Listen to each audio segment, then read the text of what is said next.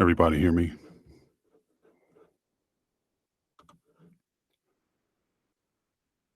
One second. I don't even have the chat pulled up right now.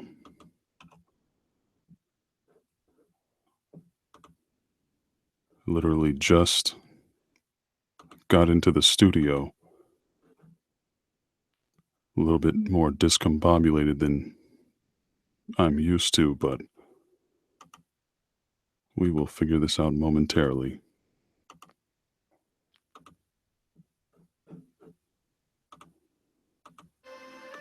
This is a cardinal sin of EDM right What here. in the world is that?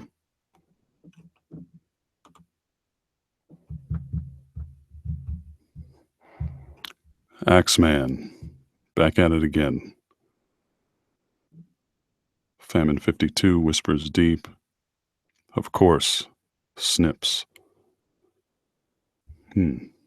Weird kid down the road. I don't remember you being around before, but welcome. Same with Don Cochran.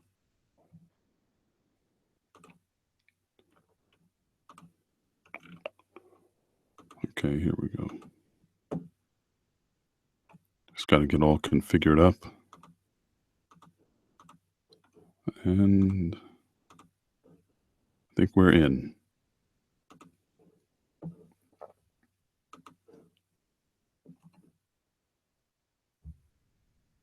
All right. Mauricia, Lex, Cameron, Brooklyn, Jesse. Greetings, my friends. Jack Rogers, hello. Son of Anarchy, my old friend. Whispers Deep, that's right, you are pretty old school. Legit Life. Several new faces around here, and I can't explain how much I appreciate you guys coming through. It's very nice to have some new ears and some new minds for me to kind of feed off of. Tommy, I'd like to hear your story about the demon dog or hellhound. Whenever you have a chance to send me an email at mr.xdreams54@gmail.com. 80 Phillips, Grim Reader. Greetings, my old friend. A nizzle for shizzle. Hello there. Thank you. And how is Colorado these days? Never been.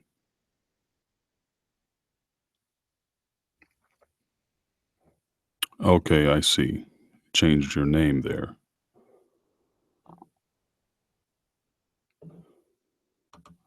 All right. Just going to hang out for a little bit while we wait for a couple people to pop in. So, how's everybody doing?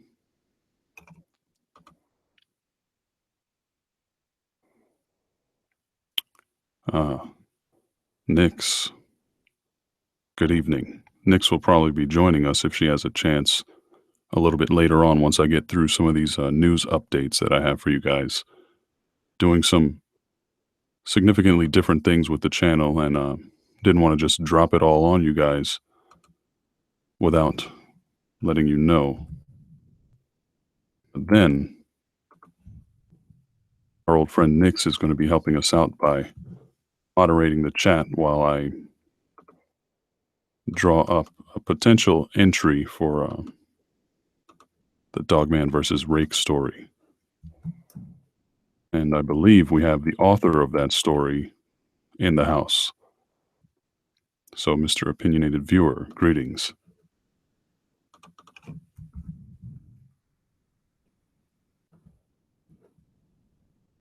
All right.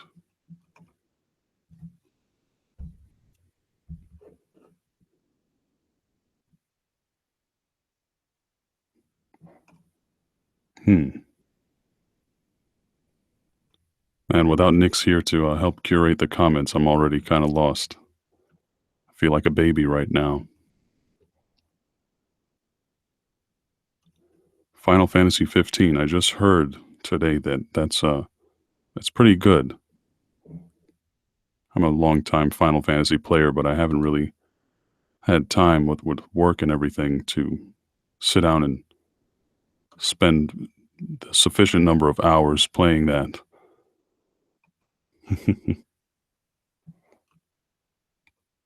Yeah, Axeman, I'm pretty sure that with all the experience she has, Nyx could probably curate the hell out of you, curate circles around you. No problem, Son of Anarchy. Have a good night if we don't see you again. Good to see you.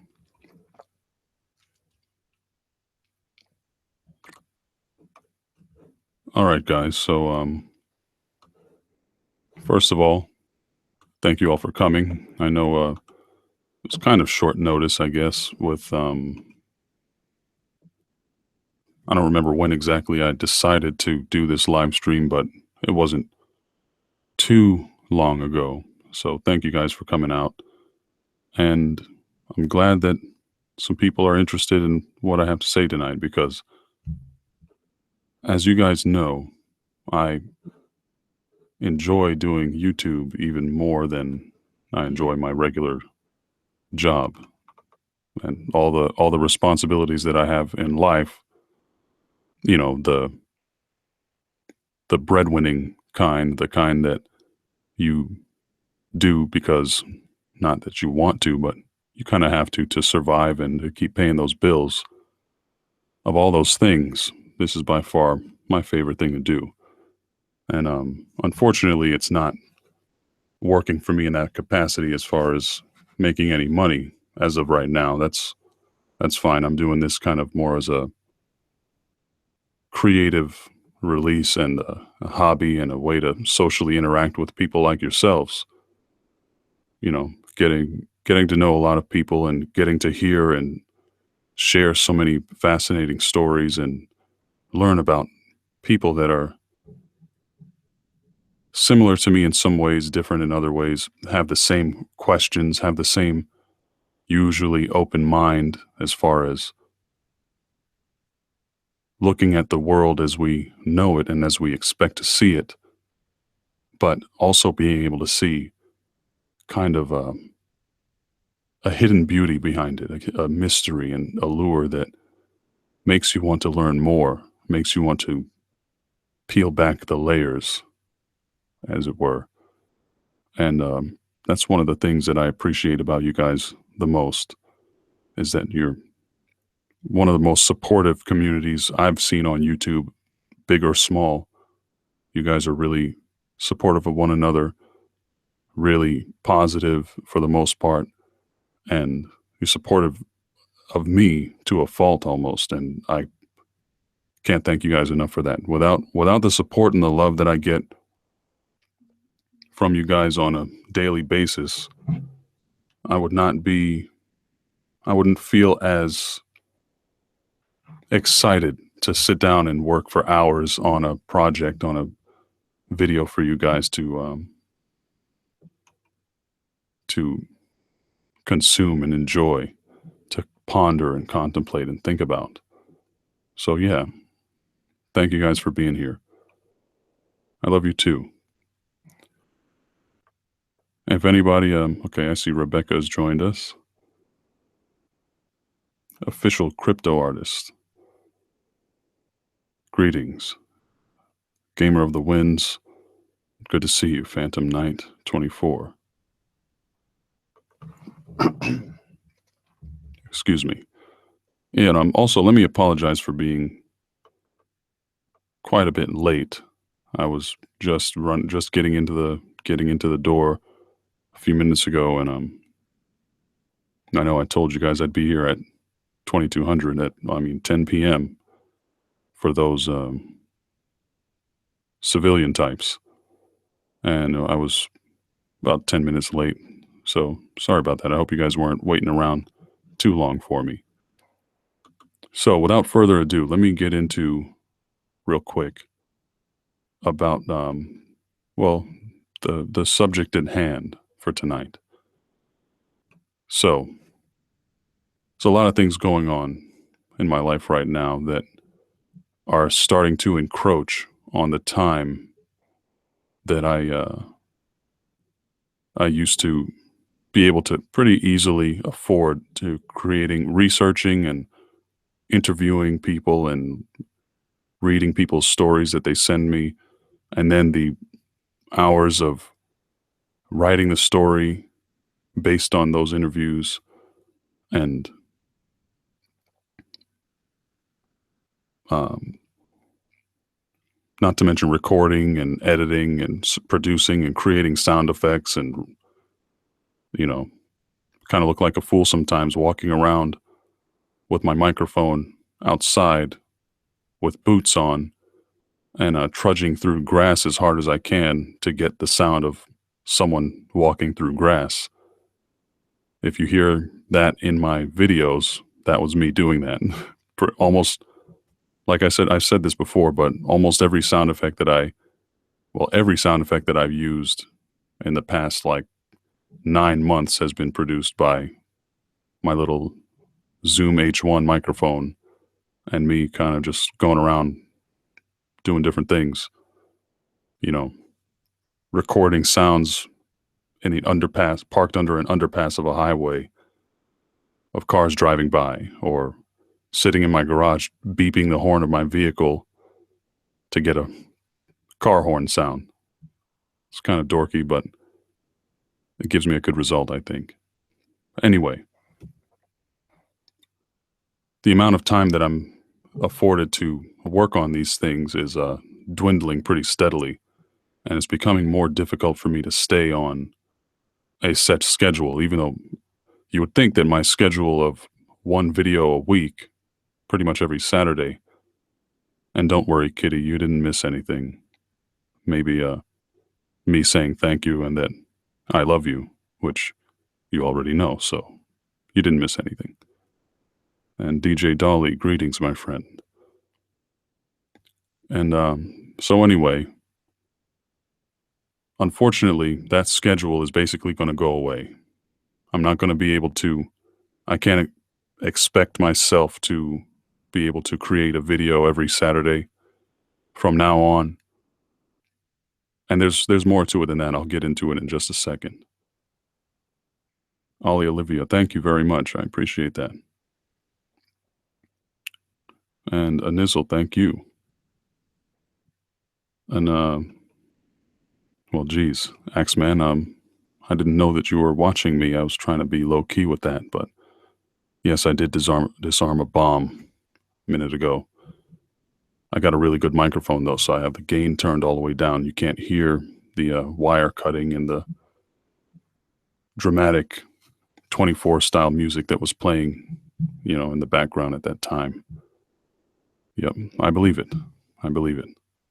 DJ Dolly, you're a narrator. That's interesting. I'll have to check out your channel, assuming you have a YouTube channel. Thank you, Gamer. And that's Gamer of the Wind says he basically expects top quality when I create a video. And that's the crux of the entire situation for me. The number of, as you guys probably know, most of you probably know that I only get my stories from people sending me stories or me sitting down and talking to people. So all the stories that I do get are original stories for the most part. You'll never hear anywhere else. And they're all written by me. And what I'm trying to do is not give you, first of all, I'm kind of running out of material to work with. There's been fewer and fewer people sending me in stories. So in the future, I'll kind of be just picking and choosing only the best, the most fascinating and interesting stories that I can find that are sent to me. And if it's anything less than top quality, something that I know that you guys are going to find fascinating and something that really needs to be told, I probably won't end up doing it. And I mean, if it's somebody that needs help, I will deal with them and I will help them offline you know, between me and them. Because, like you guys probably know, I'm not just doing this for myself. I'm not just doing it for the entertainment of the several thousand viewers that we all share space with up here. But I'm also doing this to try to give people comfort. If somebody's going through something that they don't understand, I want them to know that they're not alone and that if I haven't gone through it, which a lot of times I have, then someone else has that they will have access to by me putting out a story. But, if it's a story that I don't think really needs to be shared with everyone, if it's something that I myself can talk to this person and help them in the way that I can help them and give them some peace of mind and give them some advice if that's what it comes to, then I'll do it that way and you guys will probably rarely ever hear about that. But when it comes to stories, whenever I get a really good story, that's when I will work on it. That's when I will write it, produce it, and release it to you guys whenever I can. So that's kind of how my channel is going to be going forward.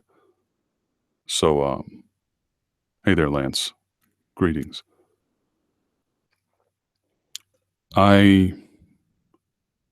Axeman, I do have a confession.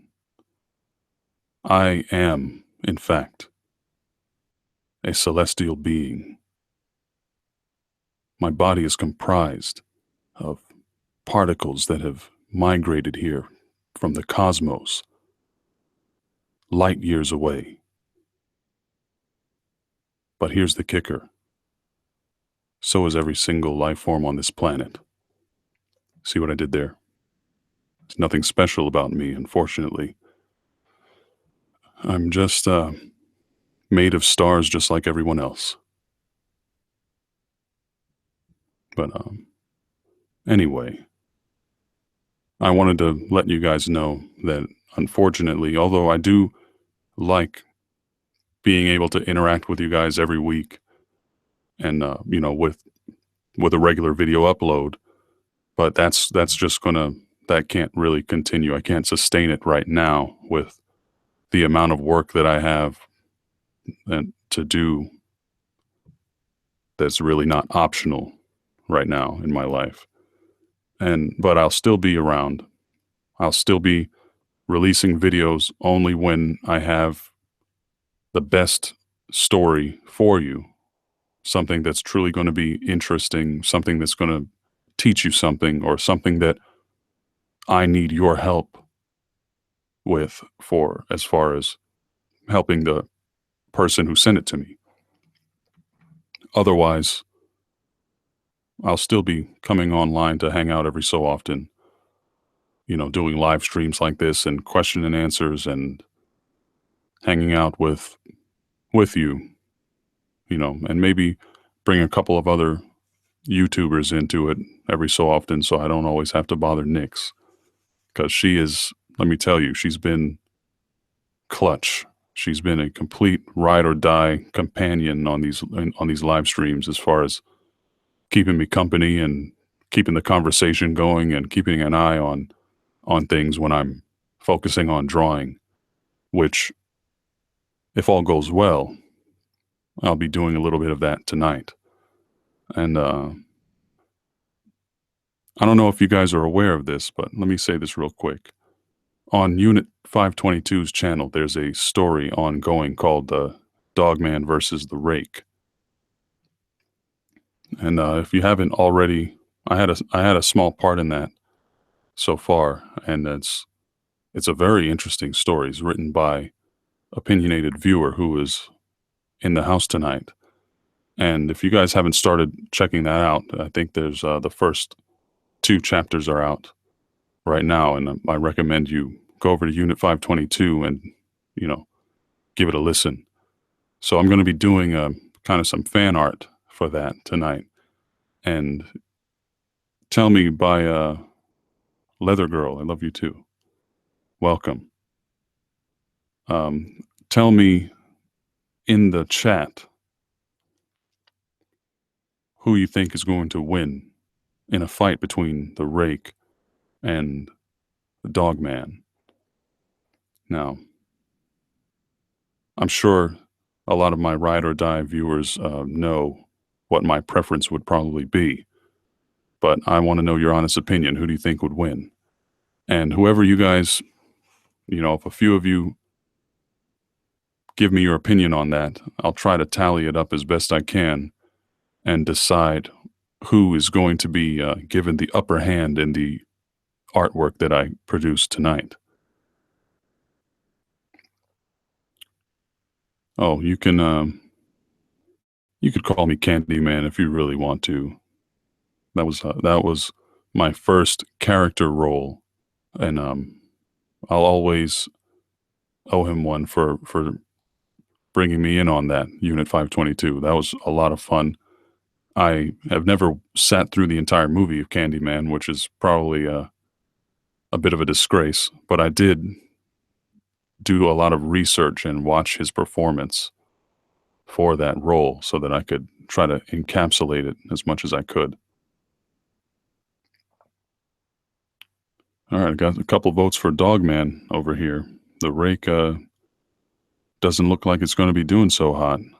Okay, Carmen, standing up for the Rake, rooting for the underdog. There you go. Thank you very much. Is it okay if I just call you Tim since everybody kind of knows who you are?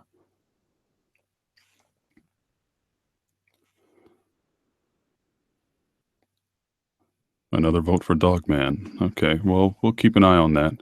Gary Busey, I think, is he's certainly ravenous enough to hold his own, even in the middle of such a dangerous and bloody fray. But you guys know I'm kind of partial to canines.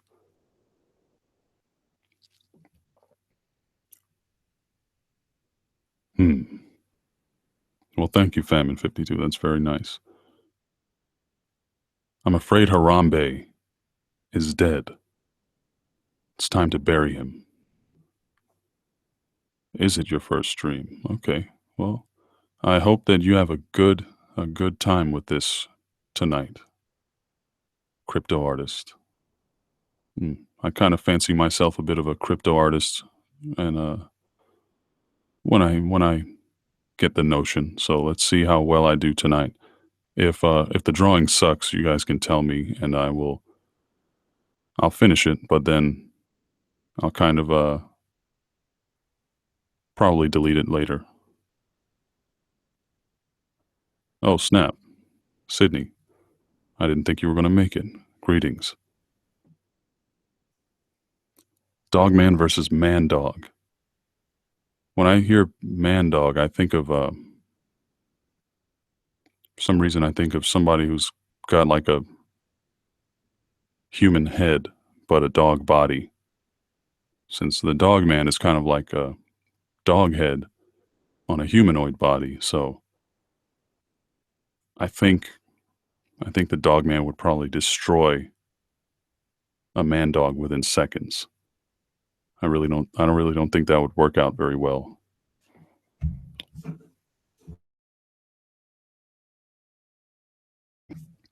I got a list of notes over here of things that I wanted to say tonight before I started drawing. So let me just look through this real quick. I am planning on. I'm not just going to leave you guys hanging for, 5 weeks at a time between videos. But I'll probably jump on and do live streams every so often. I'm going to be trying to come up with fun stuff for us to kind of do together on these live streams, like ways for you guys to interact. Hey, Carmen, I don't have a story prepared, but if it comes up, I can certainly tell a story. I mean, I'm really no good at coming up with stories to tell off the top of my head unless somebody says, "Hey, you ever had this happen to you?" or "Have you ever heard about this?" Then my brain will automatically pull up a story related to that, and then I can tell a story. Um, Lance, you versus Creepin. I don't know. What's the competition?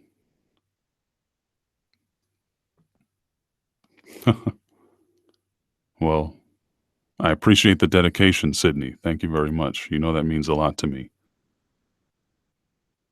Travis, the guy who sent you the hiking story. Greetings, my friend. I wonder why you picked a totally different name. Travis, that was a little while back, wasn't it? Well, I'm glad to have you around. I'm glad you enjoy the live streams, Snips. I'm going to be doing these probably these live streams are probably going to be a little bit more frequent than a regular story upload just because of the fact that they're quicker and easier to do.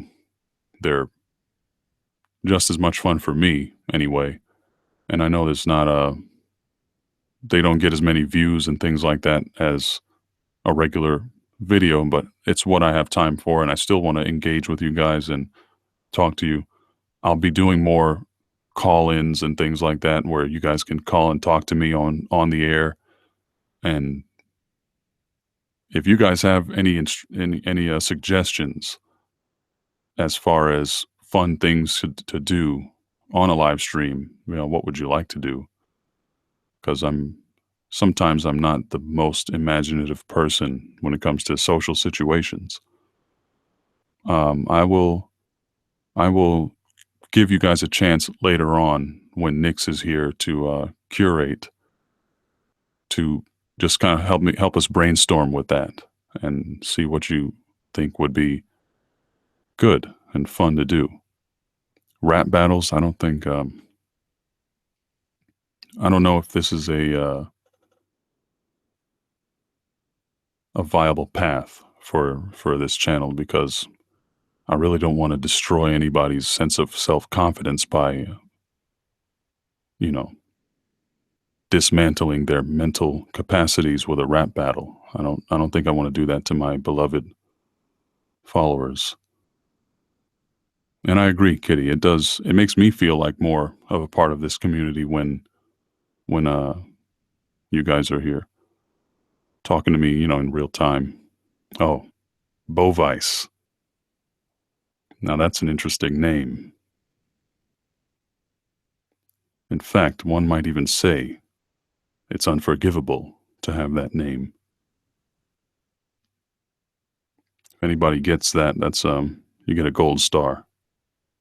That was a pretty overt reference. Rock, paper, scissor battles. Interesting. You know what, crypto artist? I think that we might be able to work something out with that. If you draw and I draw, then maybe we can work something out and say everybody tells us what to draw, and then we both do our best rendition of that. So we'll see. We'll look that up. Somebody told me good evening a second ago. Let me see if I can scroll up. I'm no Nix, so can't really do that good of a job keeping track with all this stuff. Fairy Tale. I've heard of it, but never watched it. It's kind of seems like one of those cutesy types of anime. Haven't really been too much of a fan of those in recent years, but maybe one of these days I'll give it a shot. Okay, let's see here.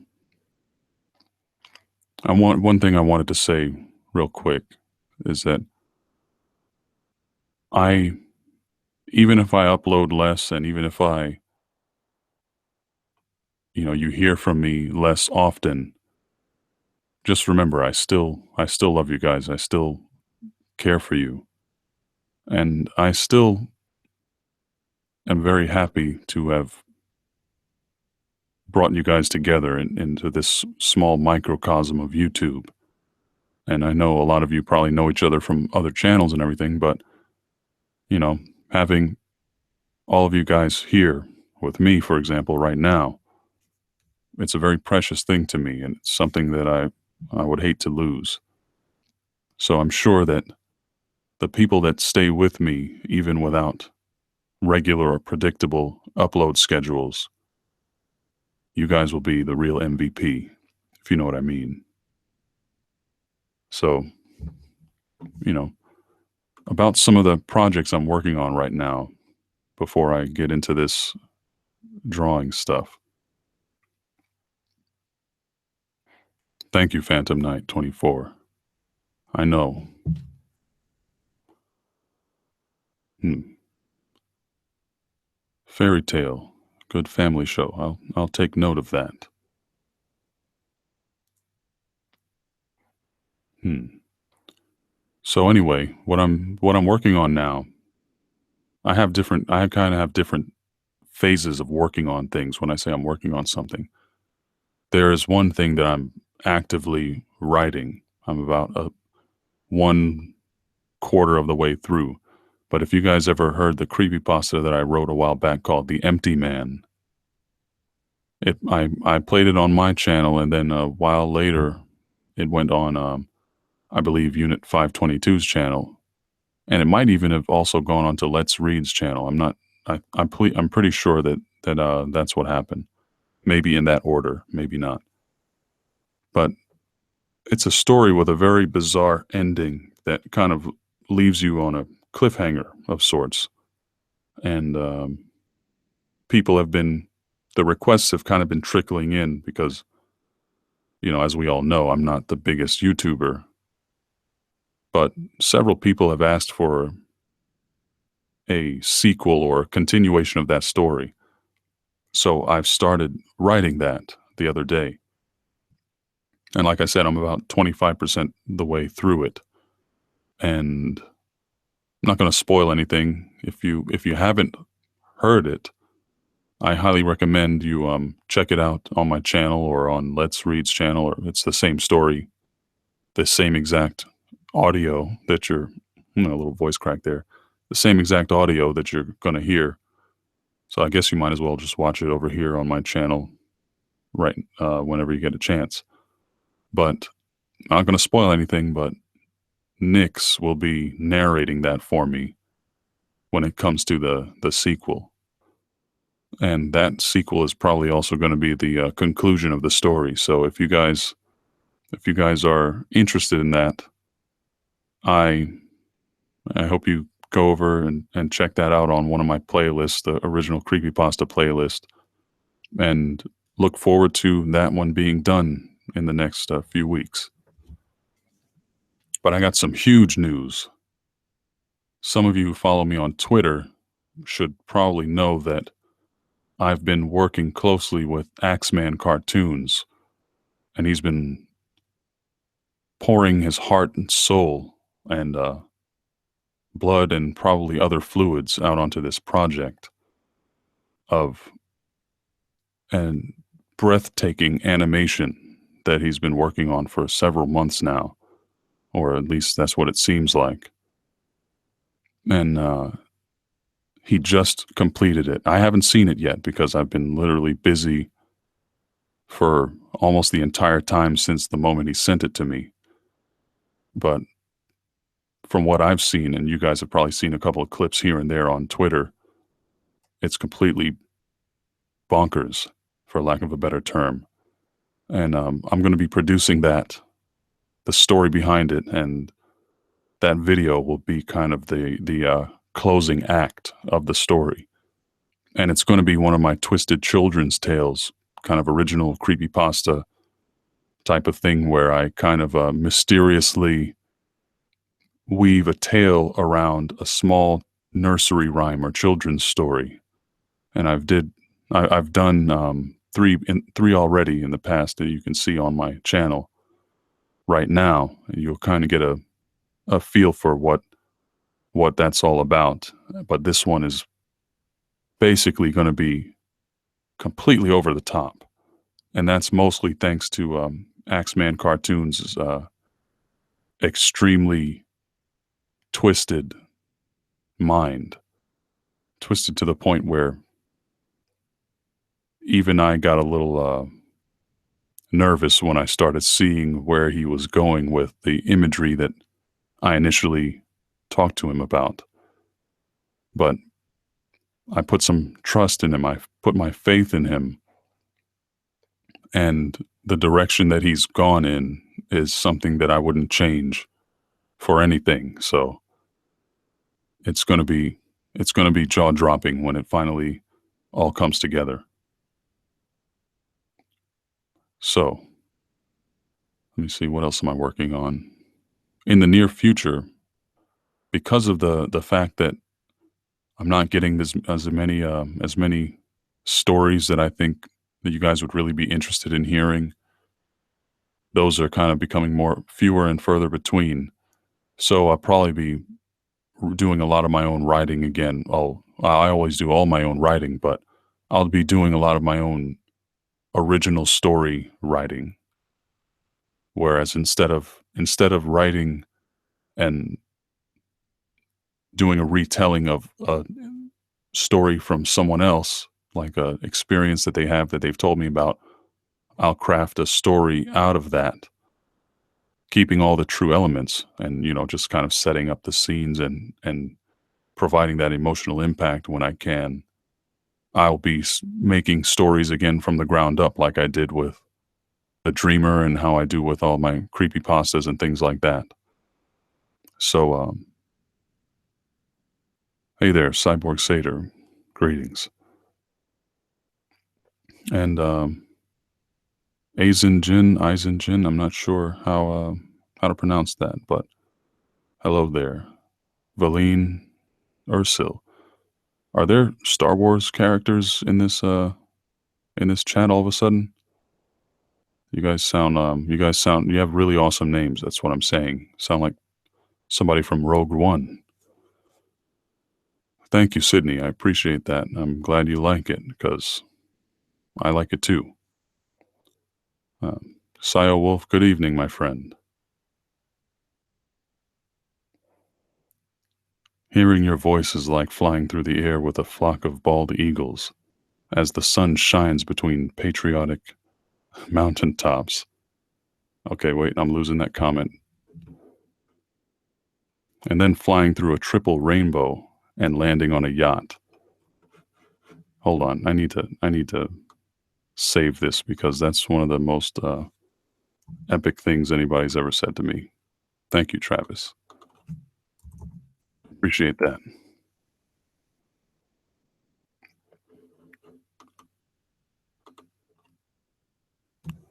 All right. Well, thank you, Jin. I'll call you. What would my Sith name be? That's a good question. Well, it probably wouldn't be anything because I would never be a Sith. I would certainly either be a Jedi or some neutral party that is completely enveloped in the Force. That's what I would do. A lemon tree, my dear Watson. Good evening, my friend. So I'm glad to see you.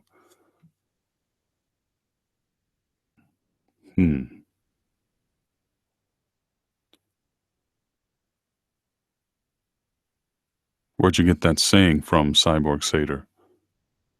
It sounds very compelling. Darth Dreams. I think that'll be a little on the nose, don't you?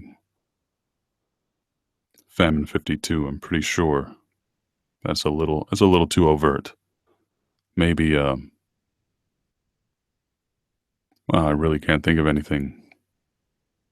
I always consider myself so creative, but when the chips are down, sometimes I just can't come up with anything off the top of my head. Excuse me 1 second. I need to take a drink of water.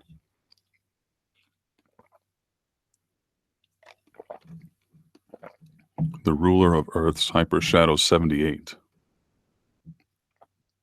Yeah, Force Lightning. I mean, I'm pretty sure I would be able to use Force Lightning without giving myself over to the dark side. Emperor Palpa Dreams. That's priceless.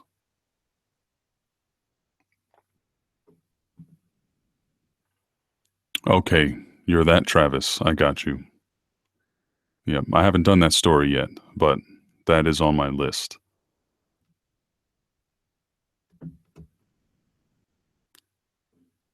Good old Travis of the Navy.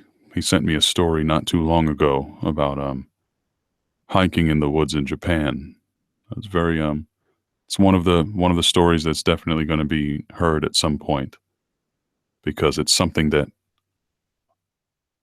I'm sure a lot of people could relate to. Jar Jar Dreams. Where you went from the most awesome thing anybody's ever said to me to one of the most disturbing images that have ever been violently inserted into my brain. So there you go. All right, let's see here. You're also going to be seeing me in some collaborative projects as well on other channels. So I'm kind of going to be taking the role of a YouTube specter of sorts, moving through the shadows and popping up on channels when you least expect me. Because to be honest, 90% of the time, when I do a collaboration with someone, they're doing most of the work. So I record a short snippet of something and send it to them, and then they do all the production and everything like that. So that's one way for me to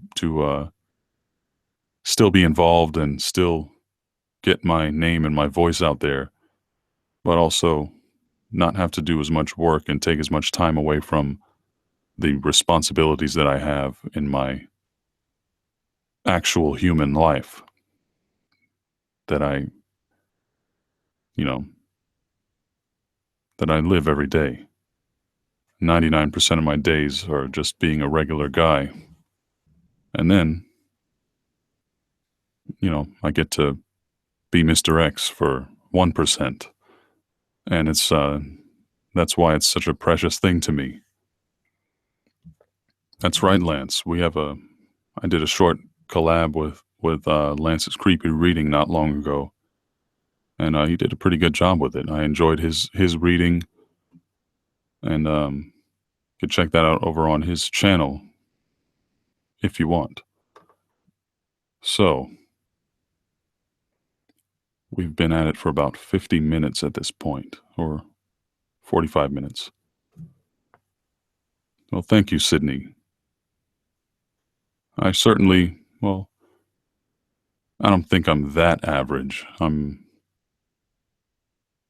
different than average in several ways, but,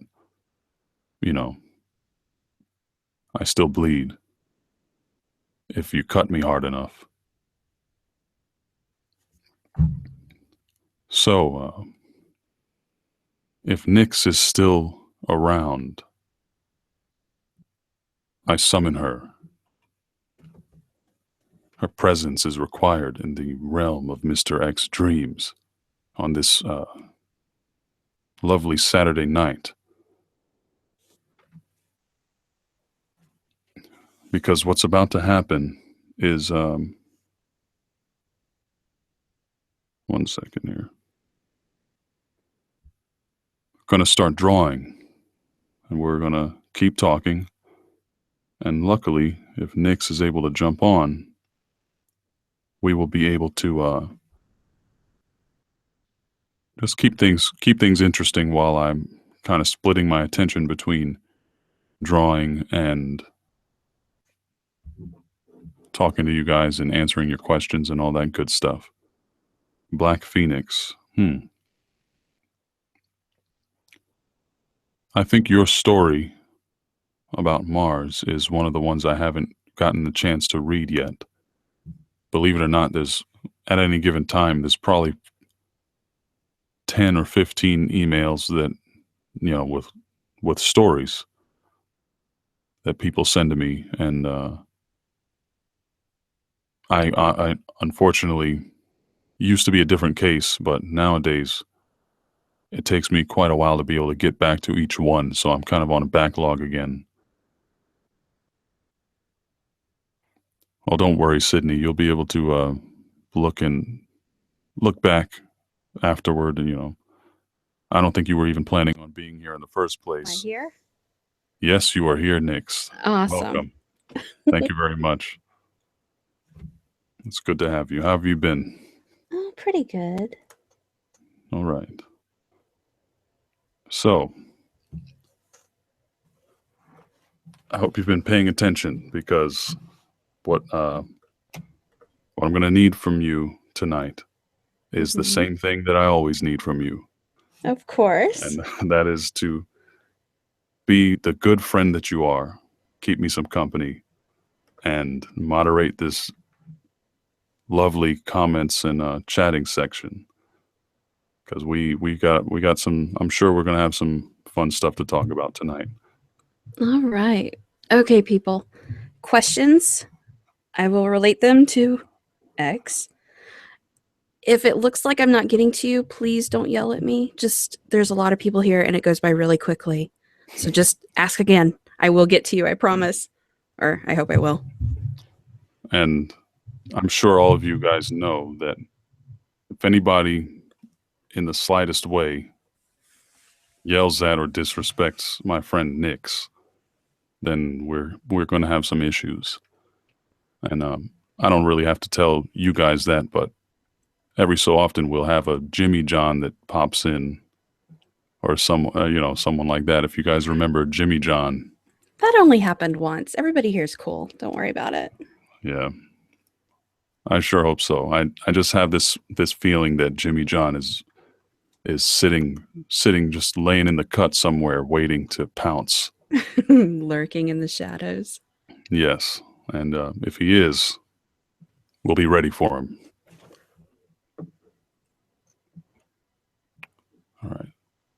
All right.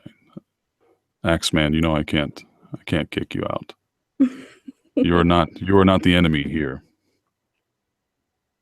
Jack Rogers, I hope I greeted you already. Not sure. Maybe my memory must be going on me. I don't remember saying hello to Jack Rogers, but hello there. Yeah. Jimmy John, I still feel weird about going and eating a Jimmy John sandwich because of that guy. Are you serious? No, that was a joke. Oh, okay. Uh-huh. Yeah, Jimmy John's is delicious. I would never let somebody screw that up for me. And in my profession, sometimes all I have time to go eat is a Jimmy John's sandwich. Usually a number 16 Lulu Club with extra oregano. If you guys are eating Jimmy John's sandwiches without oregano, then I highly recommend it. Okay. Wait a minute, Axeman, do you have a small baby? Because if you do, I hope that your child is not actually being neglected like you're joking about. Because then that kind of makes me feel like I'm responsible in some way. Hello there, Jewel and Mending Wall. Greetings, my friends. Yeah, Travis. Yeah, Jimmy John was just a troll that did his best to try to get under our skin, but he didn't do too good of a job of it, because we kind of we handled him. Between myself and everyone else who was a part of the live stream that day, we got rid of him. So nothing to worry about. All right. I'm going to start sharing the screen over here so you guys can see what I'm drawing. Aw, thank you very much, Tommy End. Okay.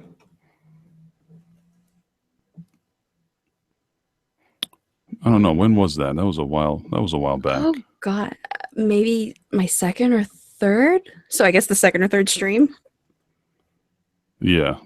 Must have something like been. that. All right. Do you guys see Photoshop?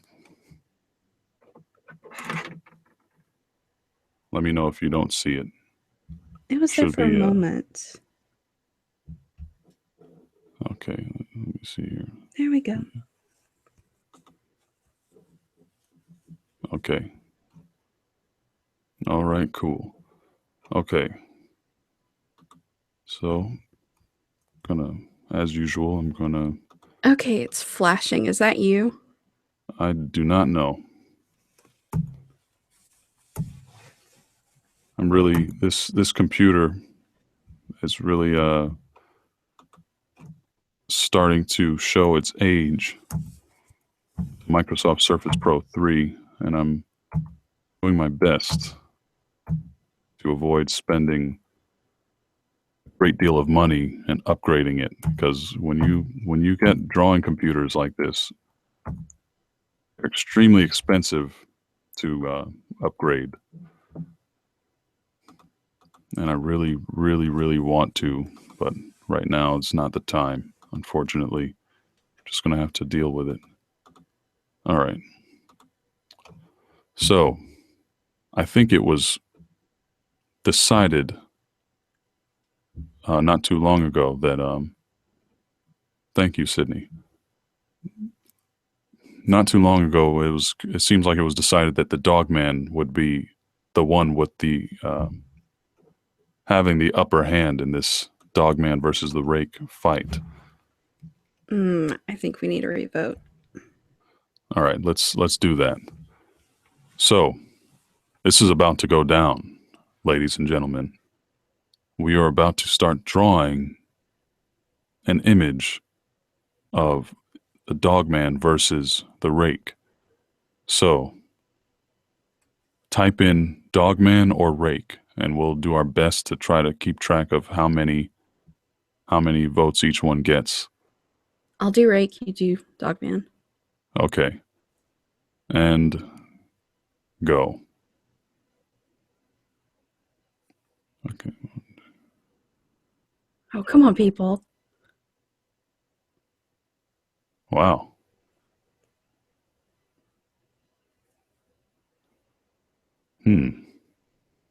Oh, here we go. Come on, or the Dogman's gonna win. Yeah, I think the eyes have it. That's I've only got like 7 or 8, and I know you're past that already. yeah. Yeah, I'm getting up into the teens at this point.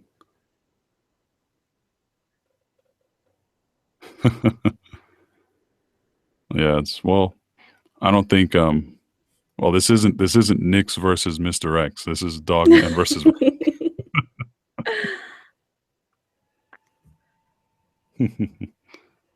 All Yeah, right. I think the Rake lost. Oh well.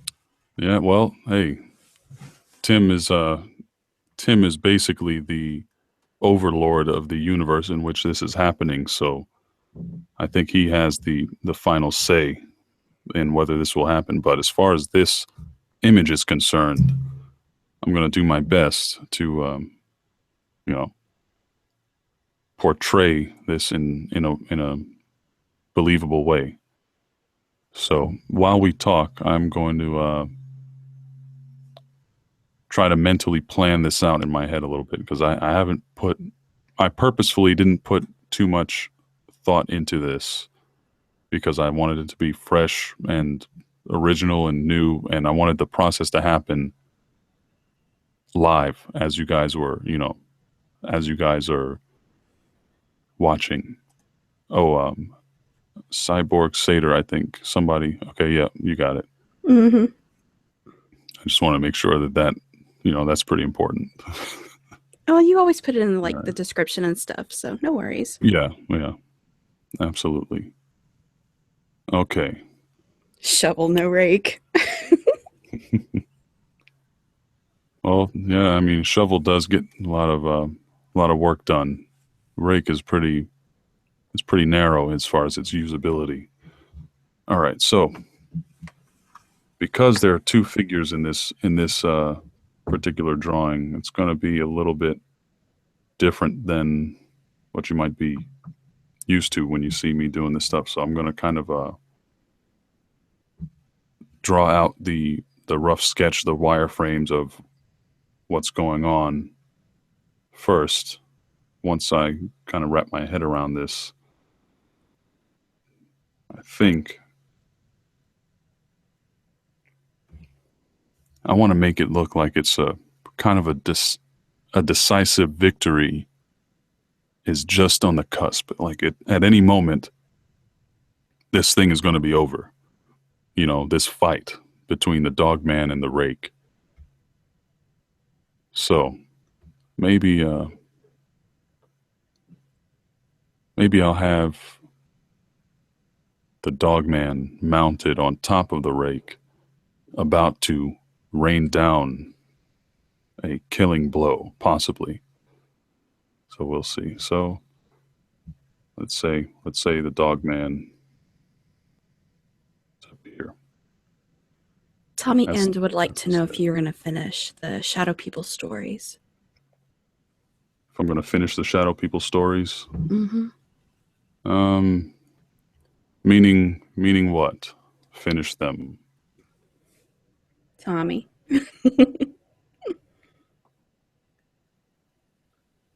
Let's see here.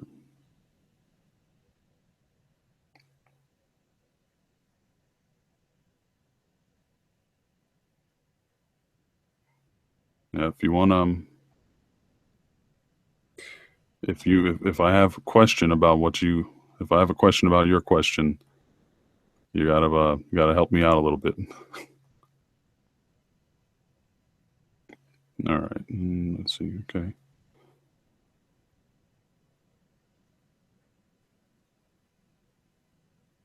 It's gonna look.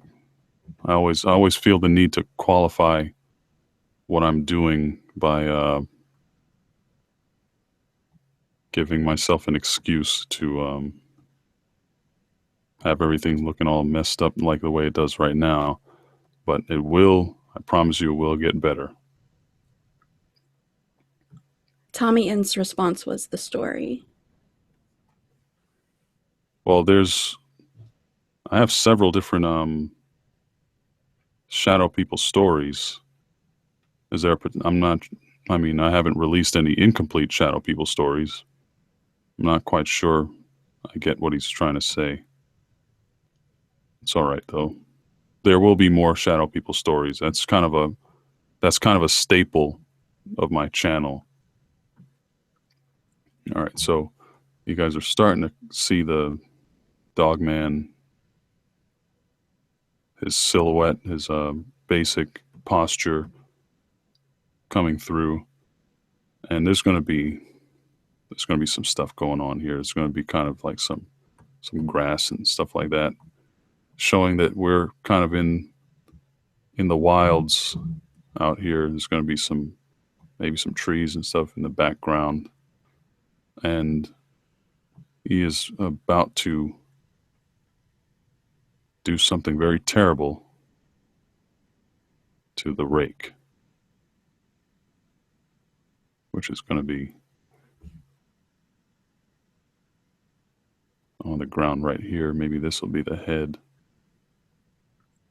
I'm honestly not terribly familiar with the Rake. It's a pretty terrible looking creature as far as I've seen when I Googled it. I haven't listened to any creepypastas or anything surrounding the Rake other than, the first couple chapters of Tim's story. But I do know quite a bit about dogmen. So that's kind of what makes me a little partial to him. I have this feeling that it's pretty difficult to defeat such an insanely overbearingly powerful creature. Let me see here. Okay. Let's see. I believe it was Cyborg Stater that wanted to know if it was a commission piece or what you were going to do with this afterwards. Oh, this is not a commission piece. This is simply fan art.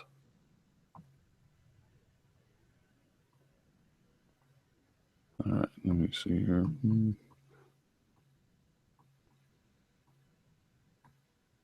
Now, the Dogman is supposed to be a little bit more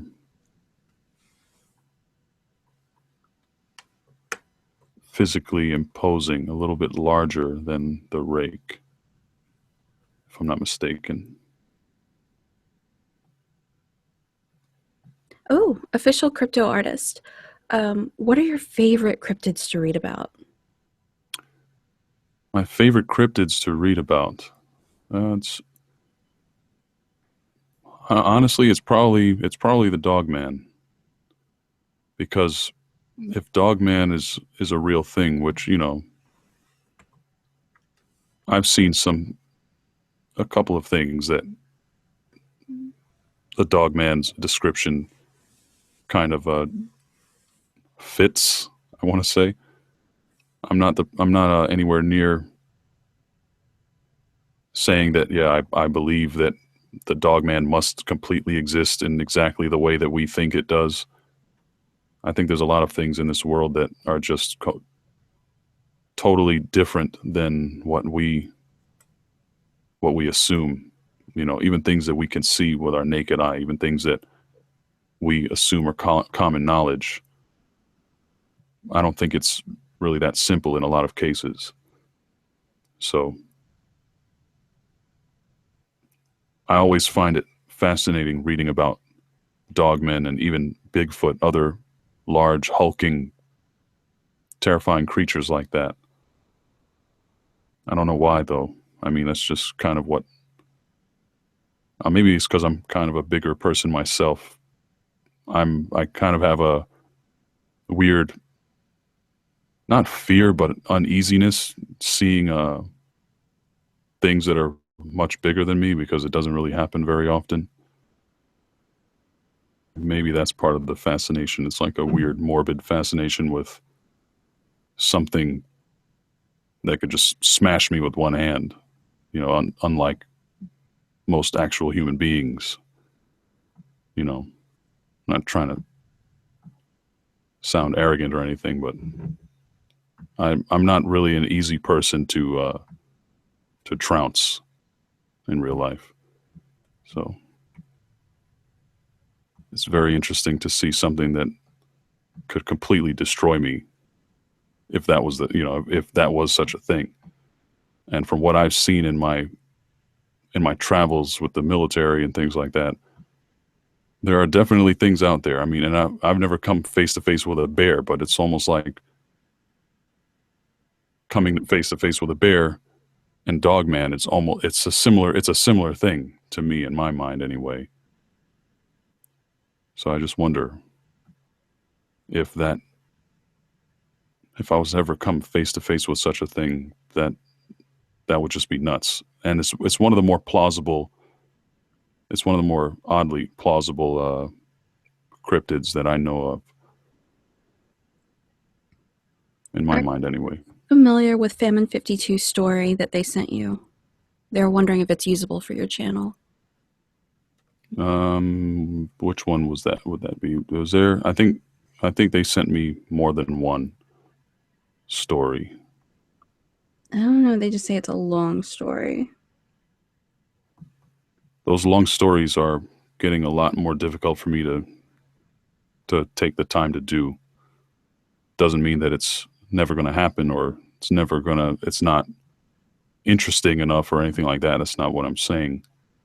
But the time that it takes for me to devote to those types of things, it's not as feasible right now, because of the developments that have been happening in my life and in my professional career.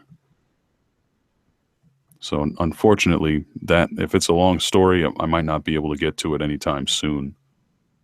But we'll see. You never know. Here's an interesting question from Tammy Jean. How tall or big are you versus the Dogman? Well, I'm 6'4", so dogmen vary in height, of course, but a lot of times you hear about a dogman, it's 7 to 9 feet, if not more. And I feel uneasy when I'm standing next to somebody who's 6'7". One of my coworkers is that tall, and I only recently got really accustomed to standing near him for extended periods of time. Well, I guess it is kind Normally, of weird for you, isn't it? yeah, it just makes me feel uneasy. Like Well, now you know it's how like if everybody you were else standing. feels. Well, yeah, I do, and I have a lot of friends that are much shorter than me, and coworkers that are much shorter than me, and we kind of had a moment not long ago. I'm trying to be careful about how I describe this because I'm not ready for you guys to know what I do just yet. Well, Nix, I think you know, but I'm not ready for everybody to know. Yeah. And well, here's a hint, guys. When I refer to Famine 52 as my clever subscriber, there's a reason behind that, and the reason is that, well, you should be able to figure that out yourself. If you really want to know, do a little bit of research and find out why Famine 52 was my clever subscriber. You might learn the truth. So anyway, I not too long ago was hanging out with, well, I was at work. I was working and out with my 6'7" friend and another friend that was like, he's maybe 5'6" or 5'5". So he's not that short of a guy, but next to us, he's obviously short. But I was standing next to him, and then my 6'7" guy shows up, and then we're all kind of talking, and we were even talking about something. We were talking about Skyrim or something like that. When this guy, the shorter guy, he doesn't know anything about video games. So it was just him looking way up at both of us and looking back and forth at us, trying his best to seem interested in the conversation. But, at the same time, he's completely alienated from it in both vertically and content wise of the conversation. So it was kind of a funny moment there. We were like, hey, you don't really fit into this conversation in any way. We're high up here and you're way down there. We're kind of just, we're just giving him crap a little bit. And he was in on it too. We weren't messing with him or anything. But we were, we were kind of just messing around a little bit with him. I don't even remember why I got into this story, but it was a fun little moment. But there have been times where a larger person will be in the room with me, and I just can't. Sometimes I'm like, I can't deal with it. I feel really weird. Not that I literally cannot deal with it. I prefer for them not to be near me. I'm not used to it. That is so funny. Yeah, it's weird. Okay, Famine 52. Apparently it was demon possession. There were 2 stories, but it was one big one. Does that ring a bell? Mhm. Well, I'm pretty sure. Yes, actually, I do. I have that. I mean, I don't have all the information at the top of my head, but I do remember getting that story. I have it all all in a Word document and everything. I haven't written it yet, though. Cool. All right, you guys are going to see my really weird and non-standard techniques here. just ways that I've trained myself to use Photoshop with no formal training, and it's really doesn't make the most sense while you're watching it, but you'll kind of see where I'm going. Opinionated viewer. They just want to say thanks for taking the time to promote the Rake versus Dogman story. Oh, absolutely. It was an honor to be a part of it, and it's a very interesting story. One thing Tim does is that I find, because I write a lot of stories myself. The interplay between different characters and the relationships that they have and everything like that it's something that I kind of aspire to gain the skills to be able to do that effectively, and that's something that Tim does very well when he's writing his stories. Man, I admire him very much for that, and like I said, it's an honor just to be a part of that little world every so often. So whenever he gives me a call or an email, or Unit 522 hits me up about that, I'm always happy to take part. So thank you, Tim. Oh, Cyborg Satyr. I saw this one earlier and kind of got bogged down with the other ones. Mhm. They want to know if they're allowed to copy the image when you're done. To copy it, I'm Mm-hmm. sure. I don't see why not. I mean, it's not going to be very high resolution, but by all means, if that's what you want to do. Let's see. Jack Rogers wants to know if you're using a mouse. You don't use a mouse, do you? Oh no, I would never be able to paint with a mouse. Yeah. This is a Microsoft Surface Pro 3 with a pen input. That's basically the only way that I'd be able to do this.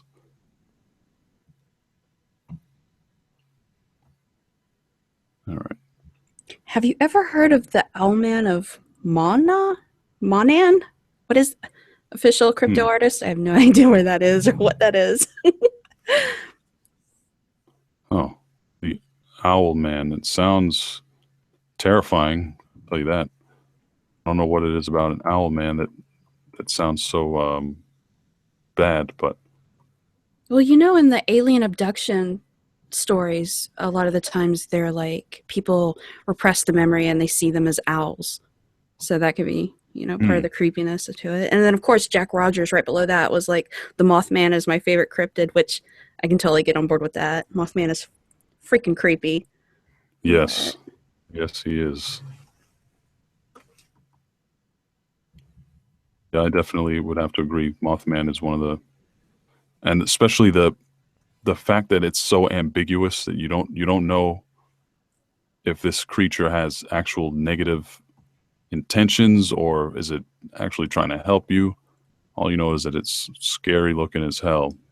It shows up at the most ominous times. It's very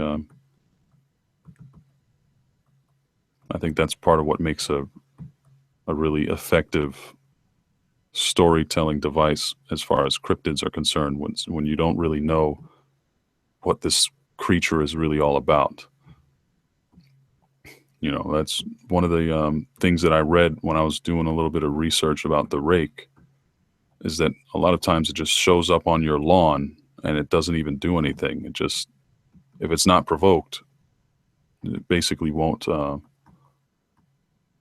you won't have any trouble. Really?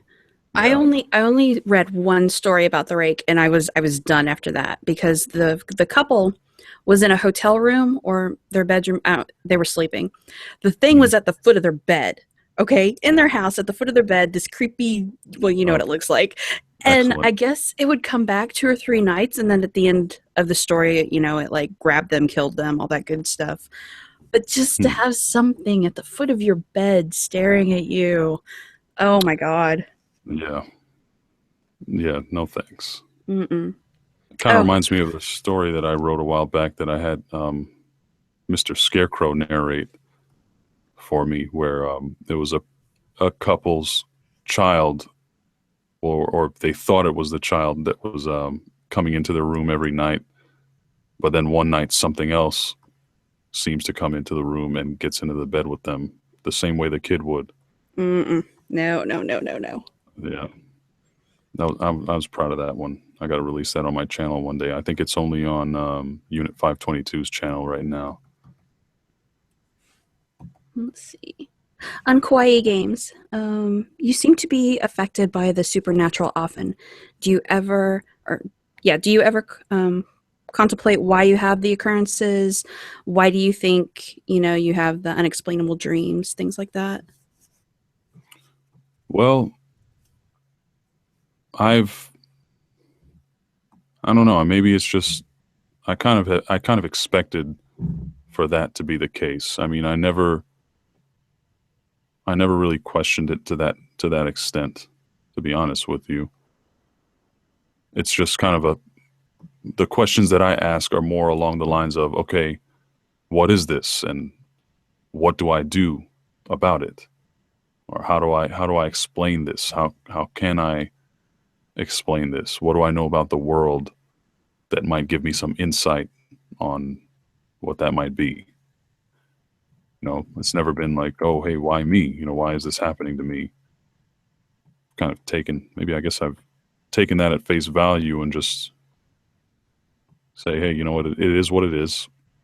This is what's happening. So what do I do about it? And what the heck is happening anyway? That's kind of the way I've always seen it. Little Snips wants to know, what is your scariest story that you've wrote? Well, scariest story that has happened to me, or scariest story I don't know. that I've written. See if we could clear that up, Snips, and then I will answer your question. Mad Mike says, hey. Add Mike. Greetings, my friend. Good of you to join us. Wasn't expecting him. Yeah, Mad Mike and I have been in talks about some stuff as well, as far as some of the things that I'll be getting into once my channel goes into its next phase of just basically unregulated, doing whatever I want when I can and when I want to do it. And Mad Mike is going to be one of those guys that I'll be collaborating with on different projects during that time frame. He says he's working on the script. Well, there you go. I look forward to seeing it. I'm sure it'll be fascinating. And Little Snip says, the scariest story that you've ever wrote. Okay. Well, as far as the stories that I write, I'm going to take that as ones that I've come up with completely off the top of my own head.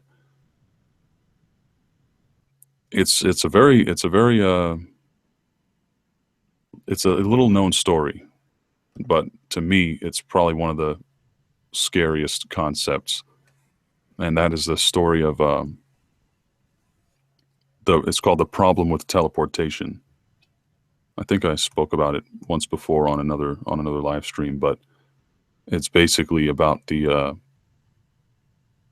possible implications of teleportation happening and becoming a real viable technology used by people, but it didn't work in a way it didn't work. It malfunctioned in such a way that we were unable to detect. So basically, we think that it's working. It looks like it's working, but it's really not. And you see that from one of the perspective of one of the people that are now basically trapped in limbo after apparently being teleported. And I don't know, something about it. I don't even honestly remember what I was thinking when I wrote it or what inspired me to write it. I think it might have been, listening to Dr. Michio Kaku or one of those guys talking about teleportation and quantum theory and all that stuff, quantum mechanics, and the whole idea of that is, as far as the ways that we comprehend teleportation right now. In order to teleport a living thing, that thing would basically be killed, deconstructed, and then the instructions on how to reconstruct it would be sent elsewhere.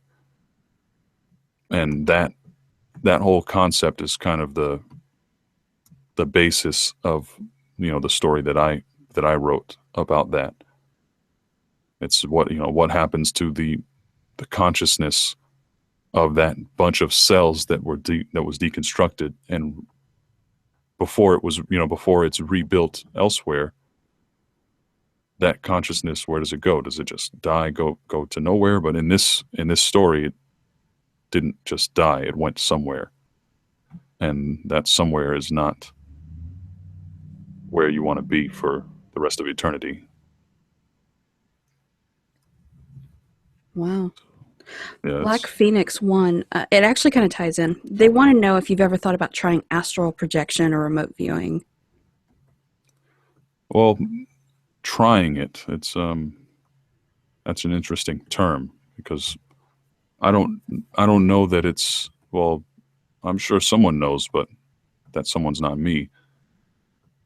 I don't know that that's something that you can just consciously decide that you want to do. Like, all right, tonight I'm going to make my best attempt at astral projection. Like, I have an uncle who has astral projected, and I just saw him on Thanksgiving. He told me about it again, and one day I'm either going to have him on a live stream with me and talking about it, or I'm going to sit down and actually take notes from him and tell the story in the way that I normally do. But that was something that he didn't have control over it when it first happened to him. So it's kind of a it's not quite so simple, I would have to say. All right, let me see here. You know what? I want this thing to look really good. So we're gonna use a technique that I kind of came up with the last time I did a Dogman video. Actually, the Dogman video that was based on Cyborg Sater's um, story that he told me. I'm going to use an actual picture and kind of use it as a reference.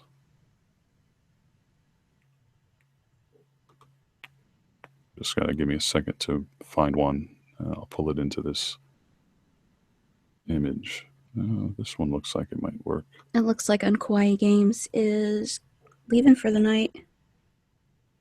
All right, my friend. Have a good night. Thanks for coming by. I appreciate you. Okay. Ooh, is science a large influence on how your stories go? Well, I certainly have a great respect for science, and I definitely consider it when I'm creating a story. I try to make things work in a way that doesn't contradict anything that I know about science. You guys will see. Like I said, I'm kind of cheating here, but I think it'll make a little bit more of a compelling image. And I'm not going to use any of these. I'm not going to use any of the actual image. I'm just kind of tracing over some parts of it. You'll see. Oh, that's so cool. All right, so let me. Man, that fit pretty well. Yeah, it does. Oh, Kitty asks, wouldn't your dreamer story be something of an astral projection experience? Oh yes, but that is that's a complete work of fiction.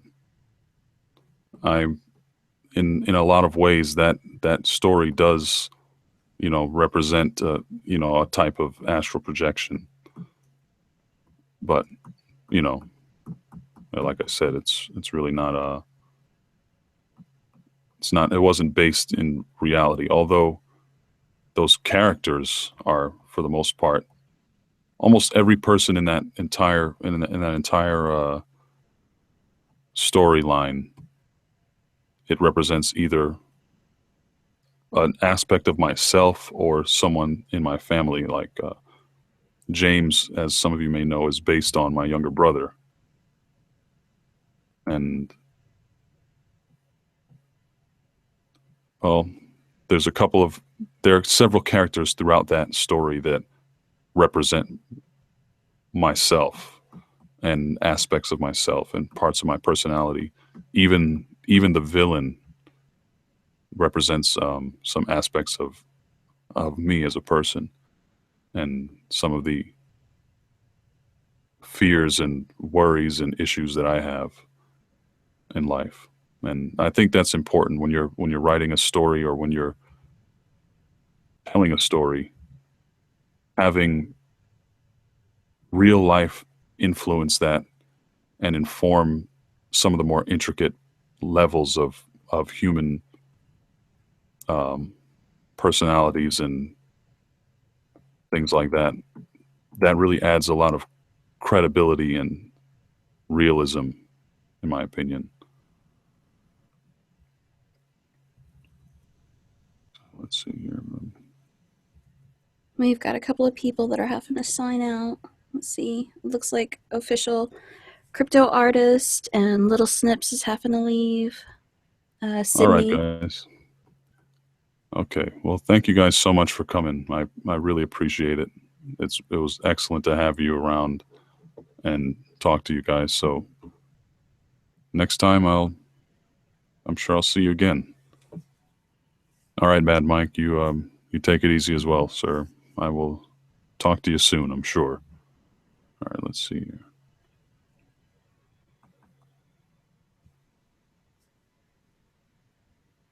Philly Girl 1. Speaking of dreams, ever experienced false awakenings?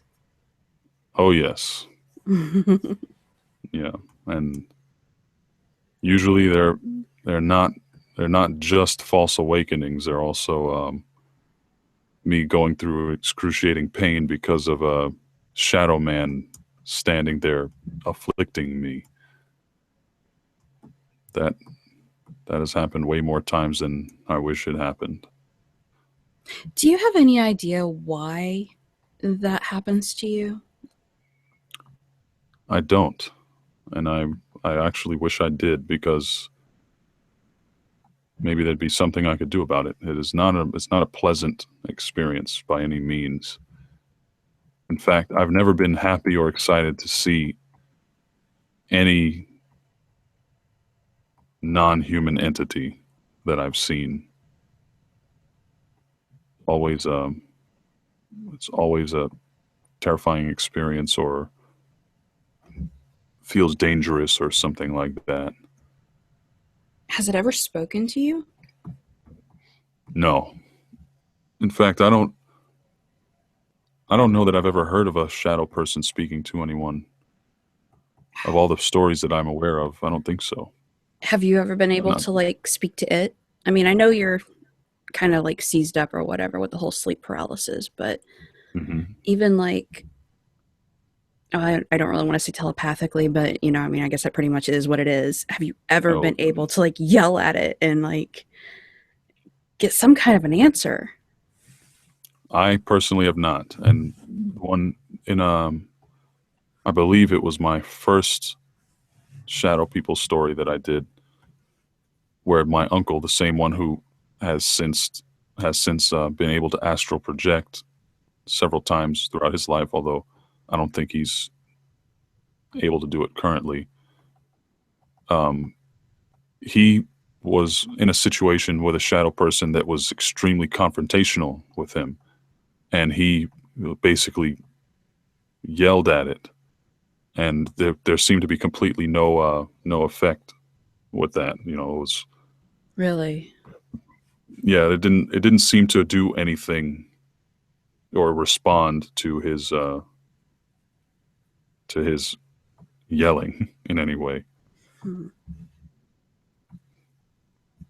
Yeah, that's a good question though, because I'm sure it would be beneficial if people were able to communicate. That's like the first step toward understanding.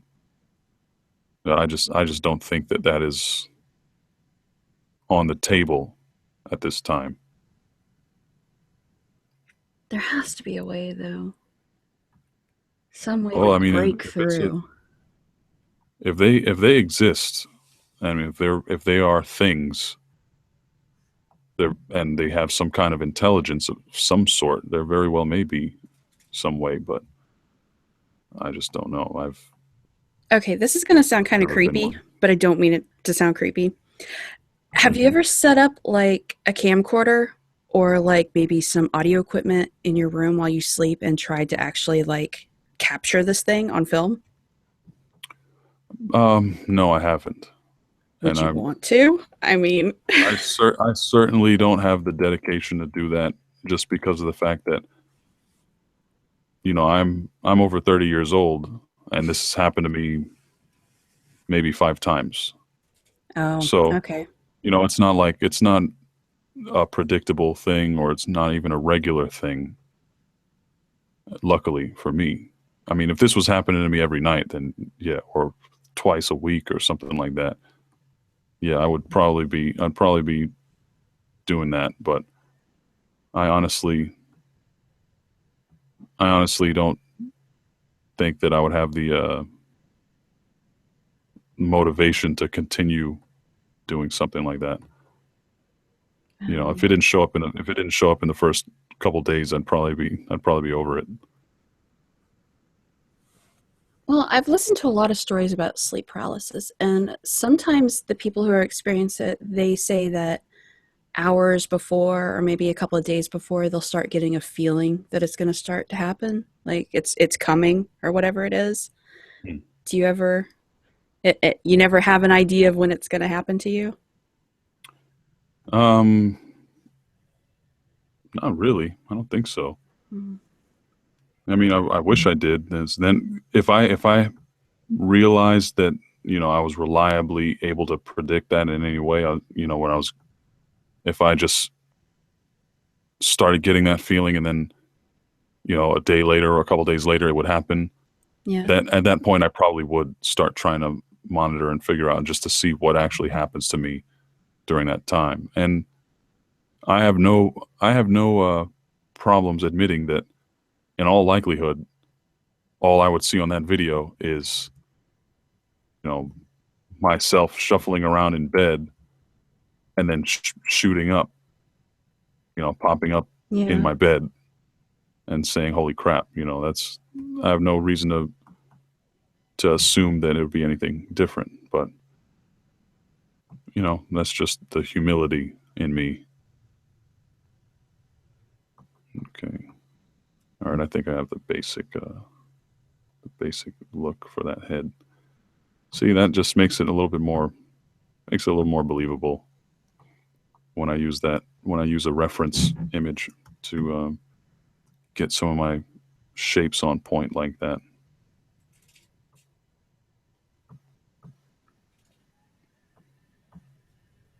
Okay. Now we can move on.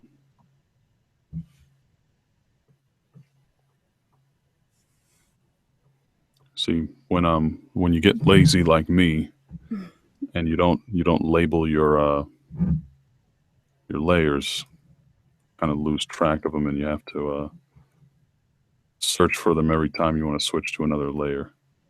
I think I said that before in one of the previous live streams that we did together. Wow, I got everybody on like a shadow person and sleep paralysis tangent. I'm sorry. Hey, that's a perfectly fine tangent for mr.xdreams live stream. Kind of a par for the course on this channel. We usually end up talking about shadow people at some point or another.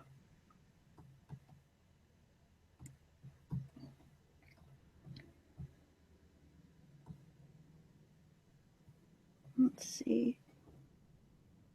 I guess the last question that I got here is sleep paralysis connected to like psychological problems or a mixture of influences, you think? I don't know. I think it's more.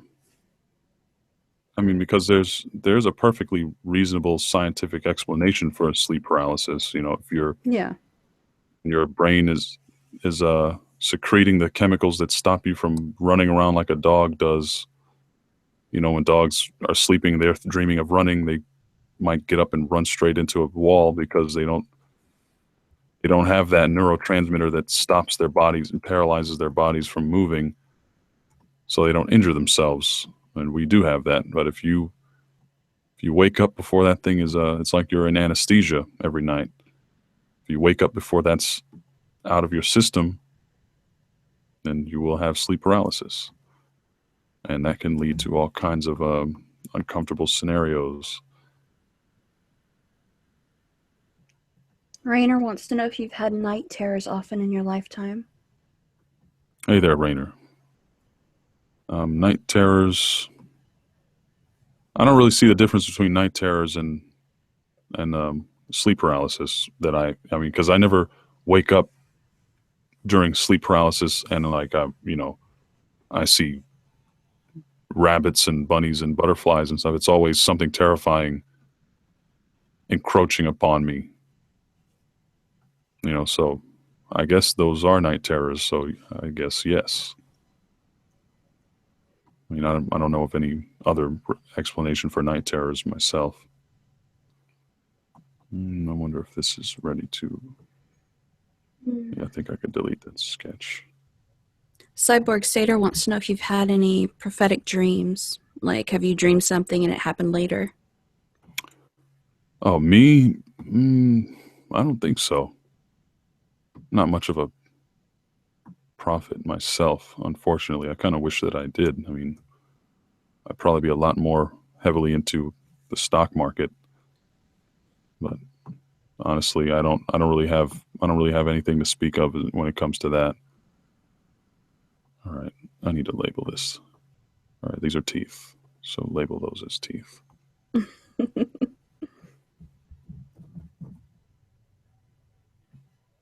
right, that's face. See, every time that I post a video, this is what happens. I mean, I go through all this, and most of the time, you know, nobody sees it at all. But it's always fun when you guys when I can kind of do this and kind of share the process with you, and you see what goes into these weird drawings that I do.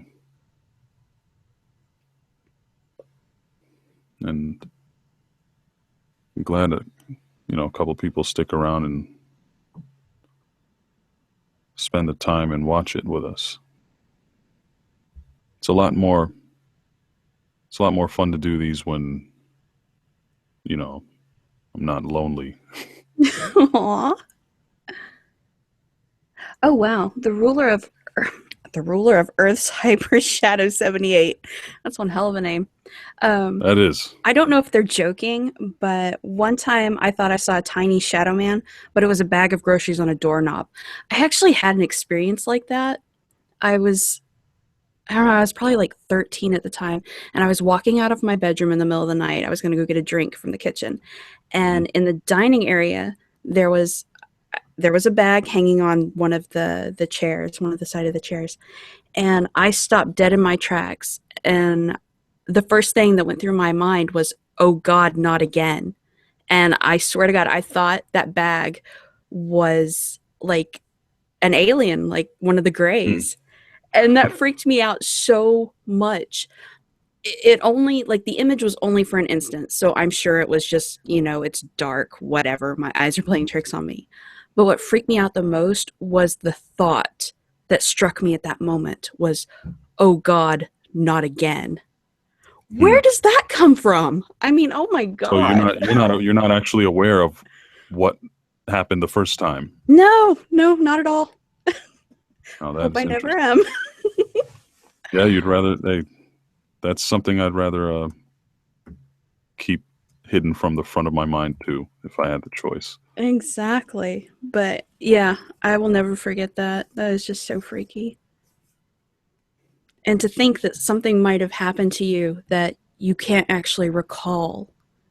I just, I don't know, that's just too vulnerable. I don't like that. Oh yeah, no, I know. I'm intimately familiar with that exact feeling. It's no fun not knowing. In my case, with it seems like I tell the story almost every live stream, but with the situation with the possible alien abduction that happened to me when I was younger, I don't remember what happened. I missed maybe it had to be at least a 5 to 10 minute portion of my life from when I was standing out in front of my grandma's house with all my cousins and my brother Mm-hmm. to where, a couple minutes had clearly passed, but we were still standing there, but facing the opposite direction. Whatever happened during that time, I have no idea. Oh, wow. And then also during the subsequent years, when all of my brother and my cousins would one by one, except for one of them now is the only person who recalls it, the same way I do. One by one of them would just forget every year. And Really?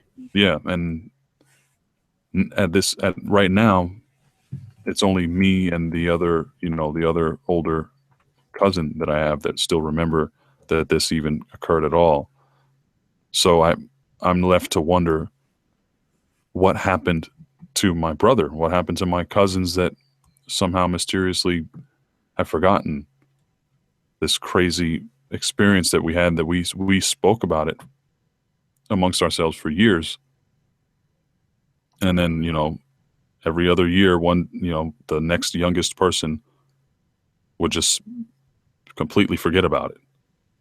It'd be completely blocked out or erased, is what it seems like. Oh, wow. So it's really it's really weird. It's got to be aliens. Yeah, it feels weird to say, but I feel pretty confident that that's what it was. When I told you about my hamburger spaceship, Yes. the person that was with me at the time, the one that was driving the car, he actually did not respond to any of my statements or comments that I was making at the time. And afterwards, whenever I would try to talk about it, even like when we got right back into the car, it was like he couldn't hear me. Like it would he'd just shrug it off. Like there was no comment, there was no acknowledgement. I, I I just got to the point where I stopped talking about it. I felt crazy. Hmm. It's Yeah. aliens. It's got to be aliens. Hey, that's your new tagline. It's got to be aliens. It's got to be Yeah. aliens. I'm going to fill this tail out a little bit. Yeah, I think that looks a little better. All right, see? That's starting to take shape, right? There is some method to my madness. It looks good. Thank you. Got to have some faith every so often, even in this crazy world.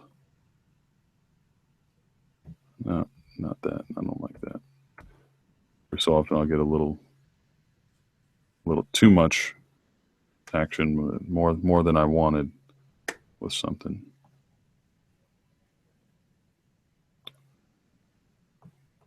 So what's it been?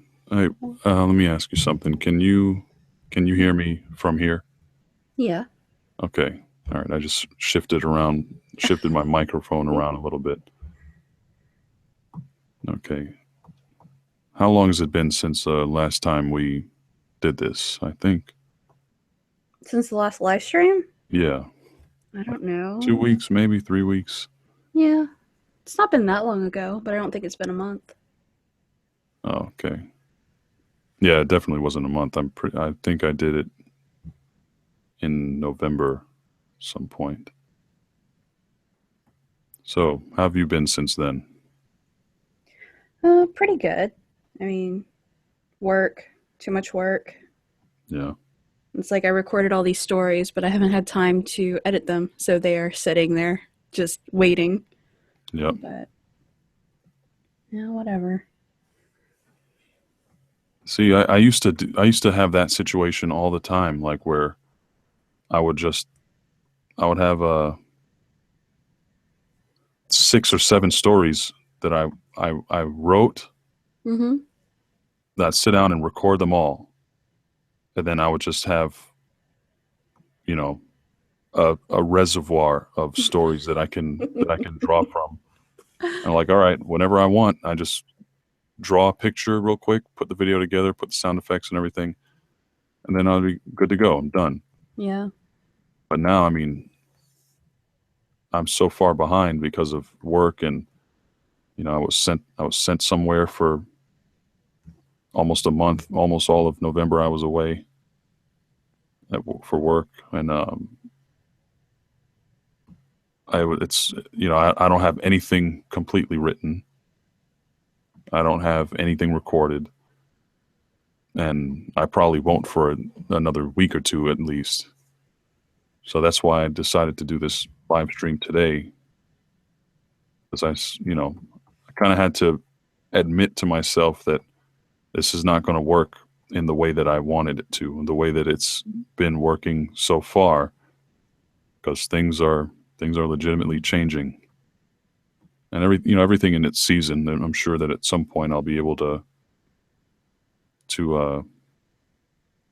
do things a little bit more regularly and a little more predictably. But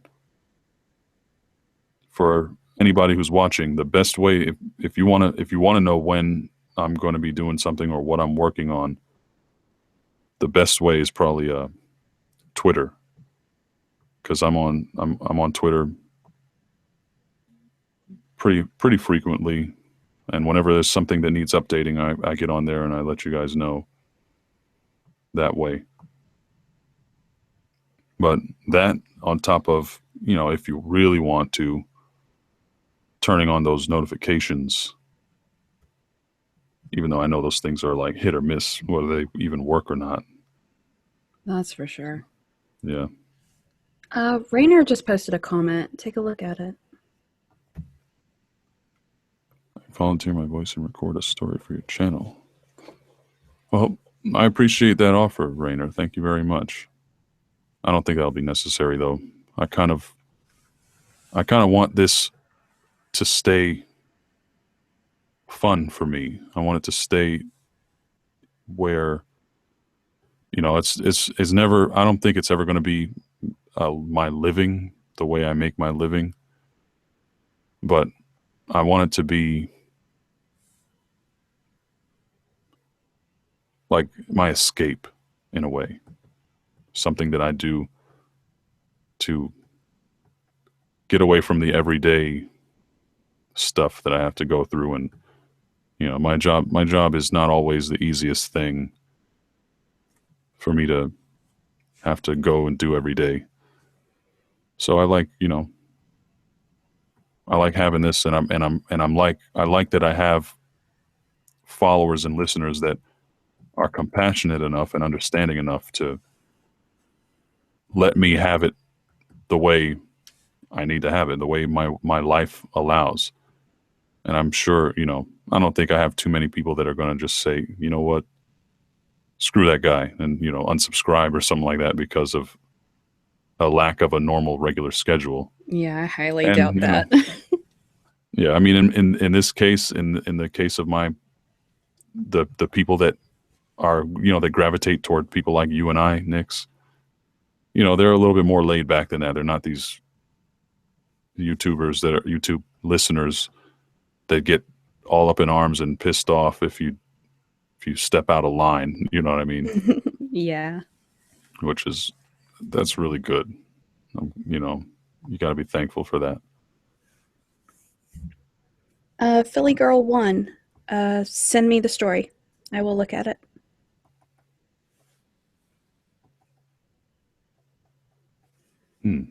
Philly Girl 1, does she have a I have no idea. Yeah.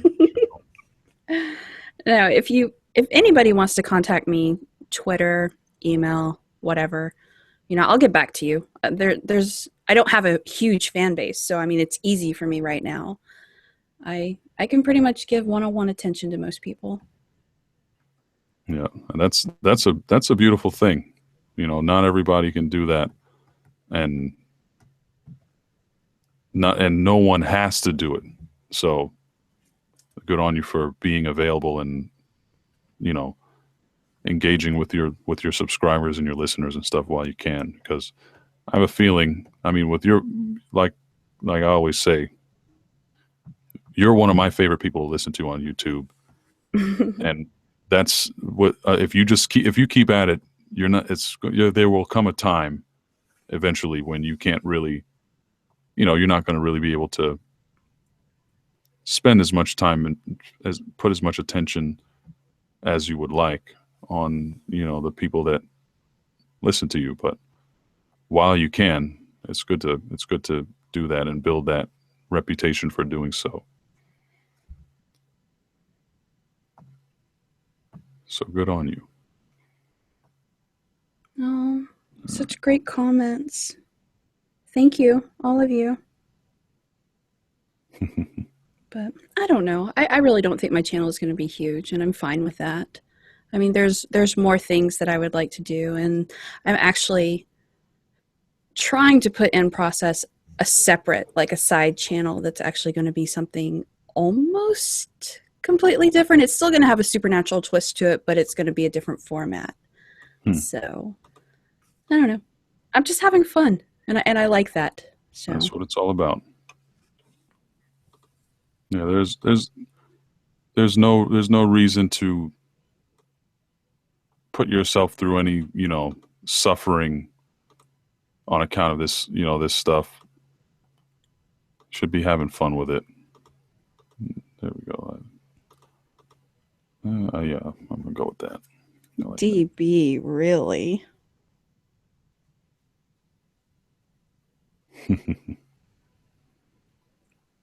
My channel is Penny Dreadful Moment. If you look up Penny Dreadful, you'll still get the, what was it, Showtime? That Penny Dreadful was on? Yeah, you'll still get that, but by the end of the page, you'll see me. I actually, because of the fact that you mentioned that, I looked that show up, and it is really interesting looking. I don't have a way to watch it right now, I don't think. But if I ever have a chance, I'm definitely going to check it out. It looks like a really good show. I mean, it has a lot of the characters that I love, like Mina Murray and Dorian Gray and Frankenstein's monster and stuff like that. Oh, the guy who plays the creature. It is a beautiful performance. You will love it. Really? Yes. Yeah, that's the kind of stuff that I love to see. You might be disappointed at the end, though. The series itself ends horribly. And I know people liked it or whatever, but I thought they could have done better. Even if they would have wrote out one of the characters to do it, they could have continued and it would have been fine. So. Well, that's interesting. So was it like a matter of just bad writing, or I believe the actress was wanting to leave. But then I've also heard that the writer had intentions of wrapping it up within 3 years or whatever, and that's exactly the way that he wanted to end it. I don't know. It's all hearsay, but it ended poorly, and it Hmm. was a matter of bad writing. Basically, every character that you loved was left in the wind, Hmm. and that's not always a good thing. Sometimes it is, but not always. You didn't feel satisfied at the end of it, so. No catharsis, Mm-mm. I guess. Just, oh, that kind of throws a wrench in the machine. I Yeah. mean, I did hear. I mean, that's kind of I watched Wayward Pines recently. Did you like it? I thought it was pretty good. I did like it. I mean, but I was told from the outset before I ever even really heard about it. I was told that the way it ended was kind of was going to piss me off, Really? and it didn't piss me off. But I was like, okay, number one, what am I looking at right now? What does this mean? Yeah. What does this mean? And because like the way the second season ended was it kind of it makes you think, all right, if they don't release like a teaser of next season or something, then this really means nothing to me. They just kind of ended on a shot that doesn't really mean much. And, Yeah, I totally get that. you know, yeah. Did you see it? I saw the first season. I decided I'm going to read the books. Okay. Well, Yeah. I'm sure the books are probably really good, Yeah. but the second season is good too. Is it? It's not a bad show. I mean, it's just the last moment of that season just kind of leaves you like, okay, what are you trying to say, guys?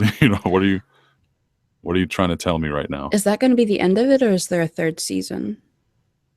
I heard that they are working on a third season.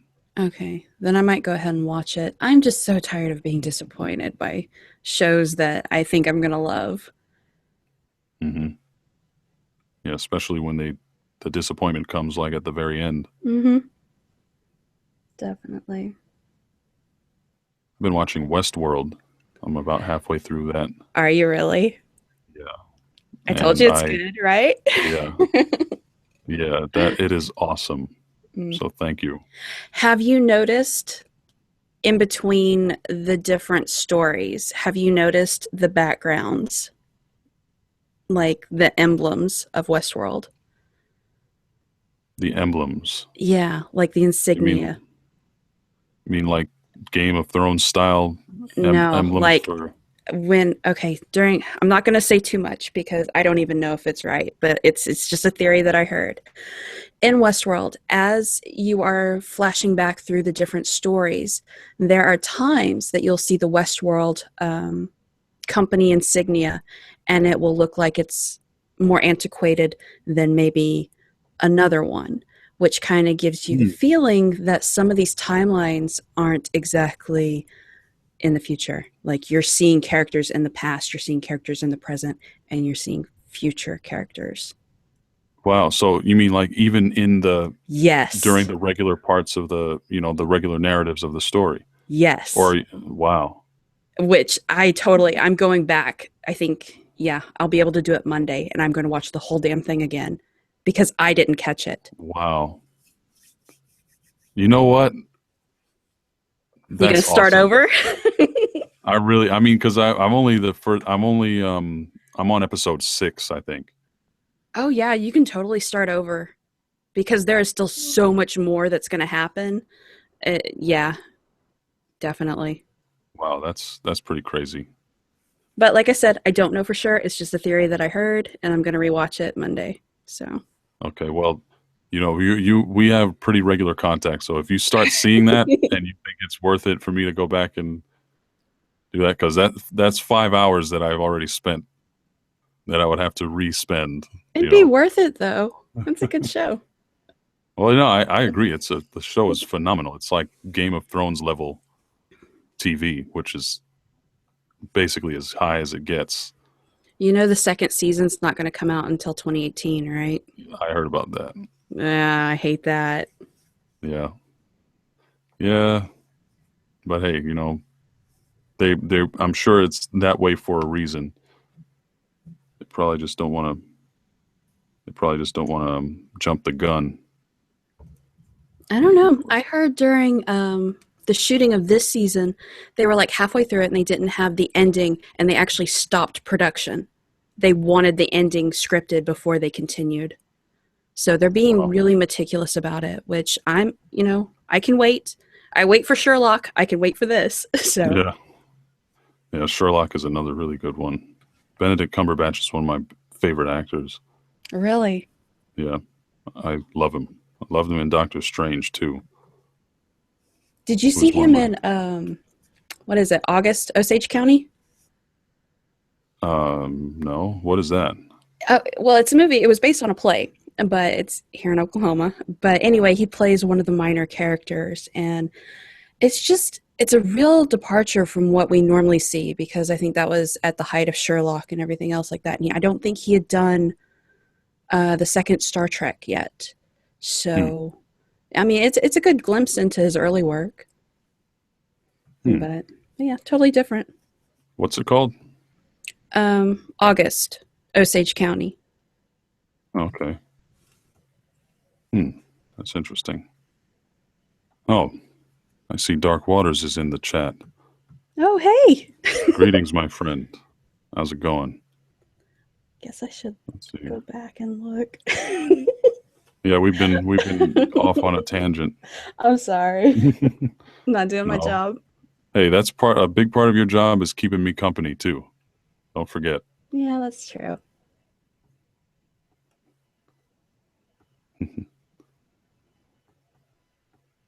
Hey, DW, let me know if you want to jump on here.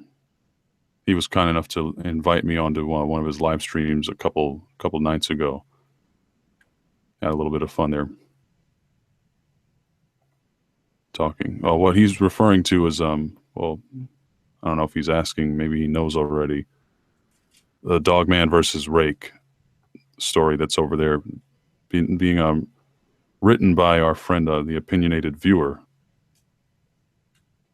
It's going to be on, well, it is. The first two parts are on Unit 522's channel right now. And what I'm told is that the next chapter will feature the Dogman and the Rake finally having their showdown. And based on the popular demand, the Dogman is the one that's going to be coming out on top as far as this drawing is concerned. When the story comes out, then we'll see what really happens though.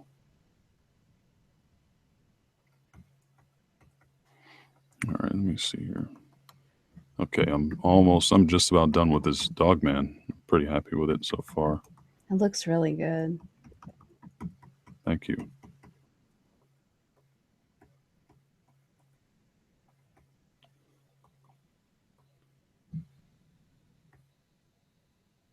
See, the thing about doing drawings like this with all these so many little moving parts and stuff like that.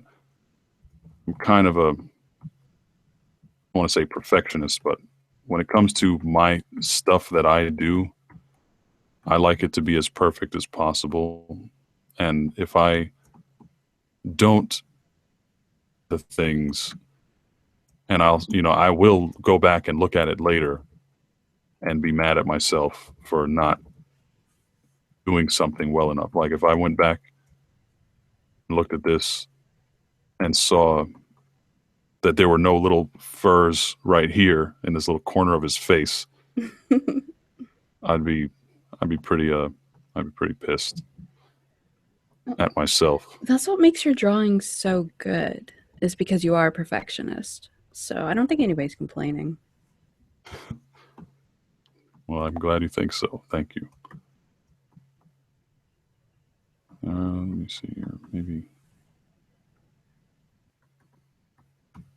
so. Give a little definition to that head area.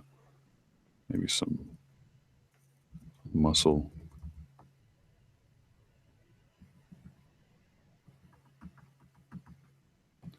And, you know, every time I do these, I kind of come up with different ways of conveying the image that I want, and that is more fun than I care to describe. For me, it's a very rewarding thing.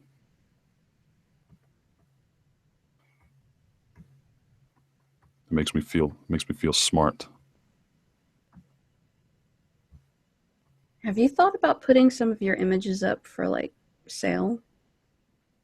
You know, people have been saying that to me for a while now, and I've thought about it for sure, and I just don't know how I would go about doing it.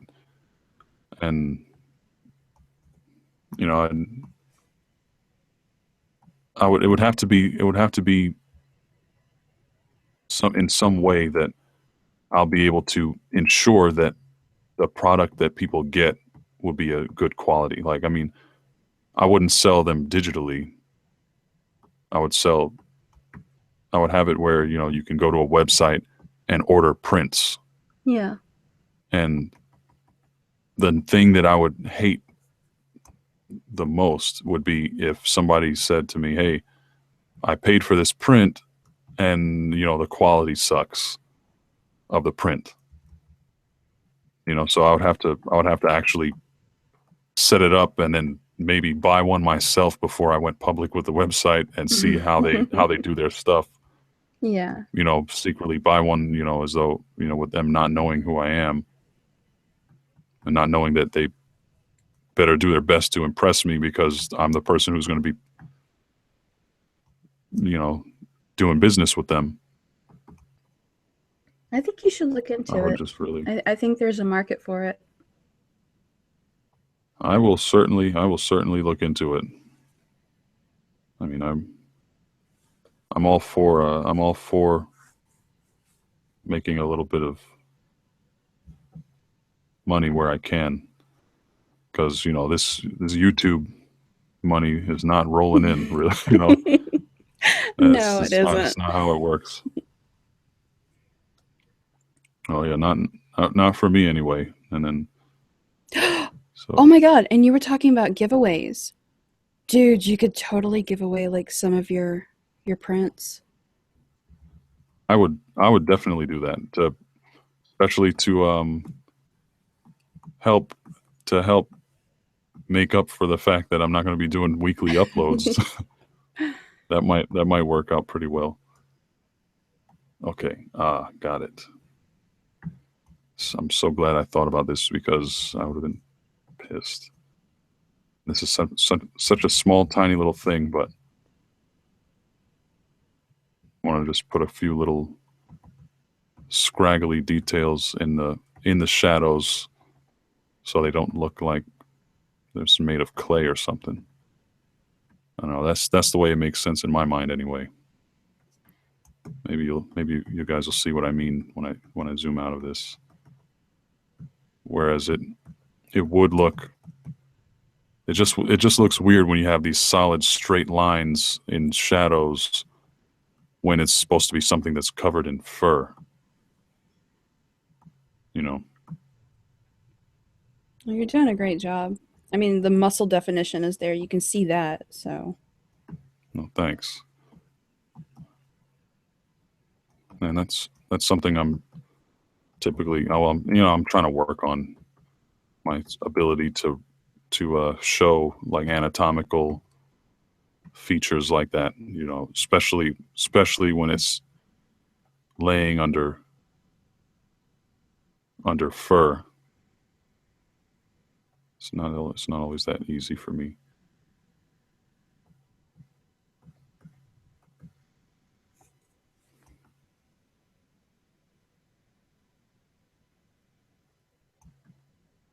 oh, Danny Boy says that you should go to Artist Alley at conventions. I guess with a booth. Oh yeah, I've been actually every time I go to a convention, I think about that. Do you You really? know, well, yeah, I'm like, oh well, I wonder. I'm for the most part, I would probably be just looking silly most of the time, just standing there in front of a bunch of my own paintings. But you know, maybe sometime every so often somebody come up and give me $5. Who knows? You know, then it'll all be worth it. I always imagined, you know what though, if I did that, there would there's a chance that there would be that one person that would find out that I have a YouTube channel and then take a picture of me just to spoil the whole surprise about, you know, what I look like or whatever. Yeah. But then again, nobody's gonna freaking know who I am anyway. They just might say, "Hey, cool painting. Give you $2 for it," and I'll say, "Well, nobody else is buying them, so here you go, $2."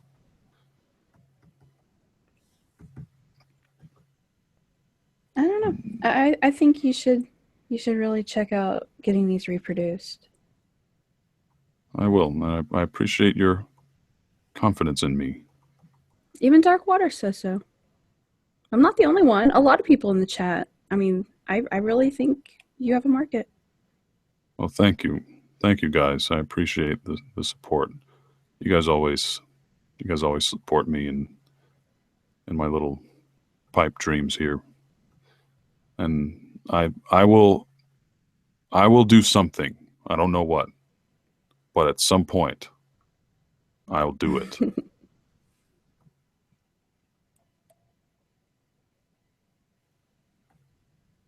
Let's see. Okay.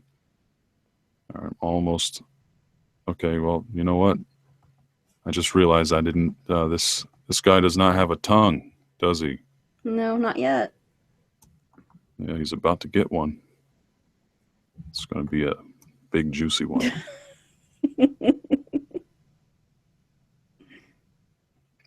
Put that layer underneath his teeth, so I don't have to mess around too much with it.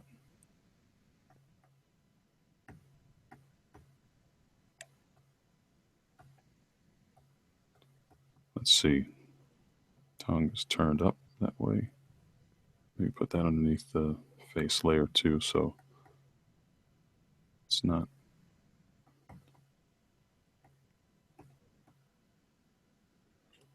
Have you ever heard of the Dogman being in the Chicagoland area? Chicagoland. That's what it said. No, I haven't.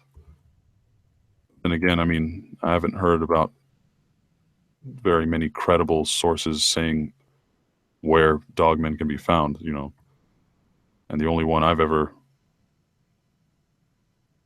think I saw was in Afghanistan. So I don't know. Why are they saying that? It was just a question. Okay. Dark Waters is leaving. Good night. All right, DW. Good night, man. Thanks for coming through. One of these days, I'll have him. I'll have him on as a co-host. Oh, that would be so cool. Yeah, we have some pretty good conversations.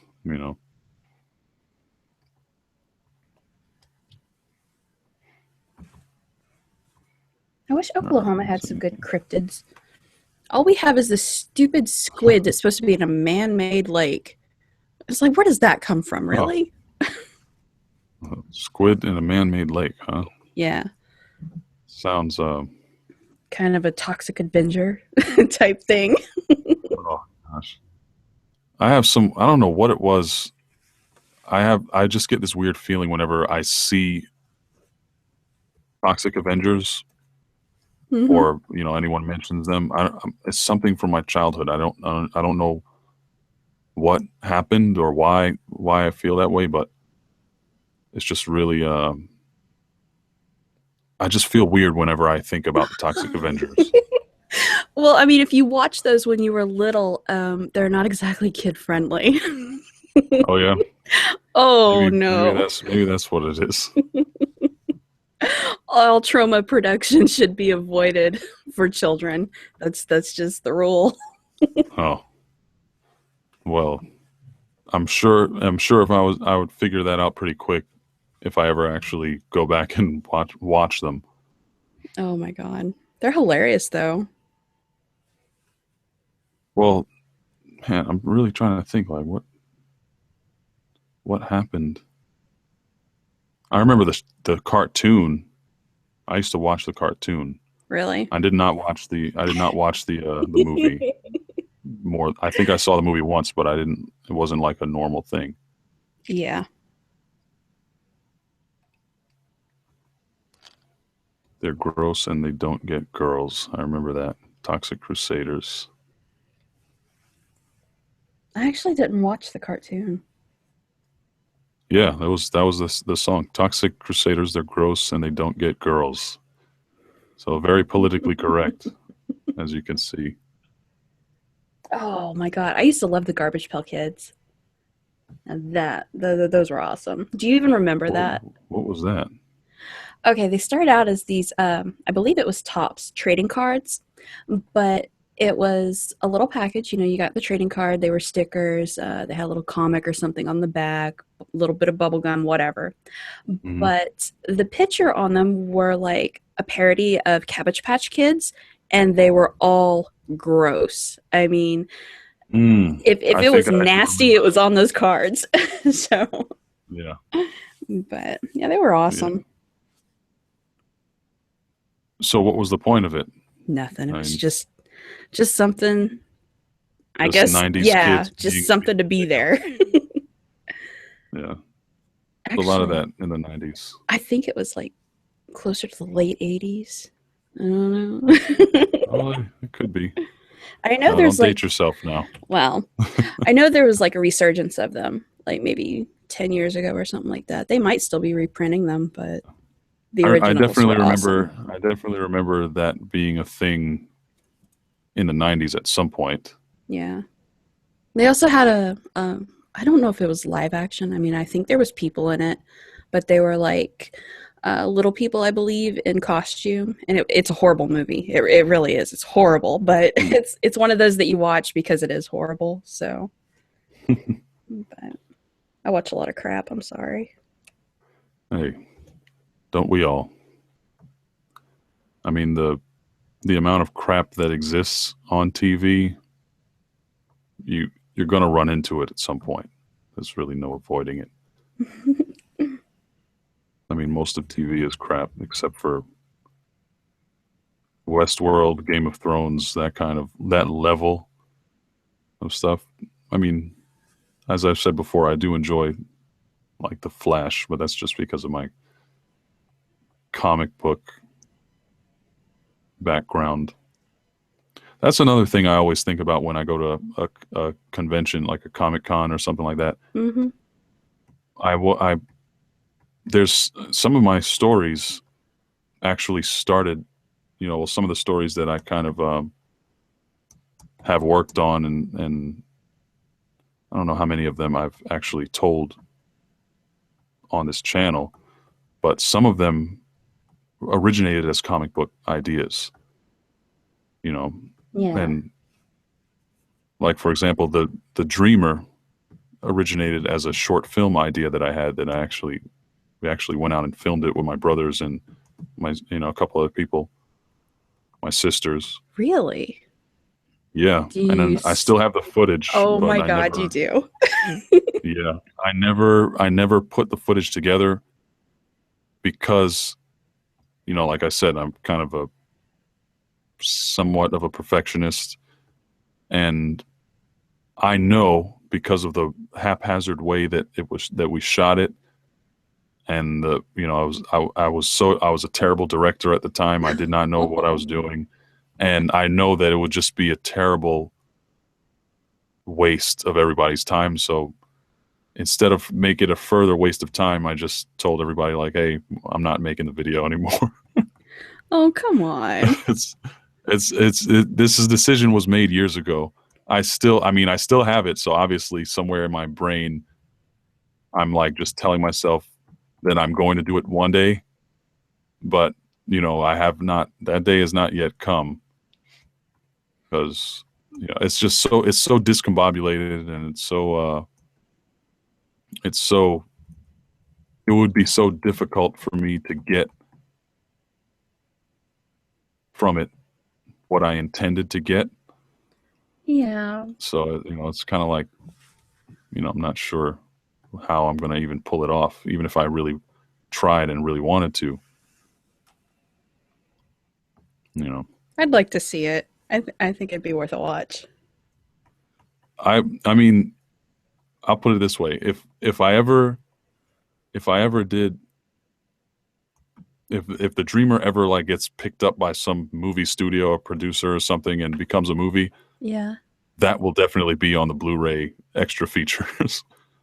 I would actually get that footage and put it together and show everybody how crappy that started out. Oh no.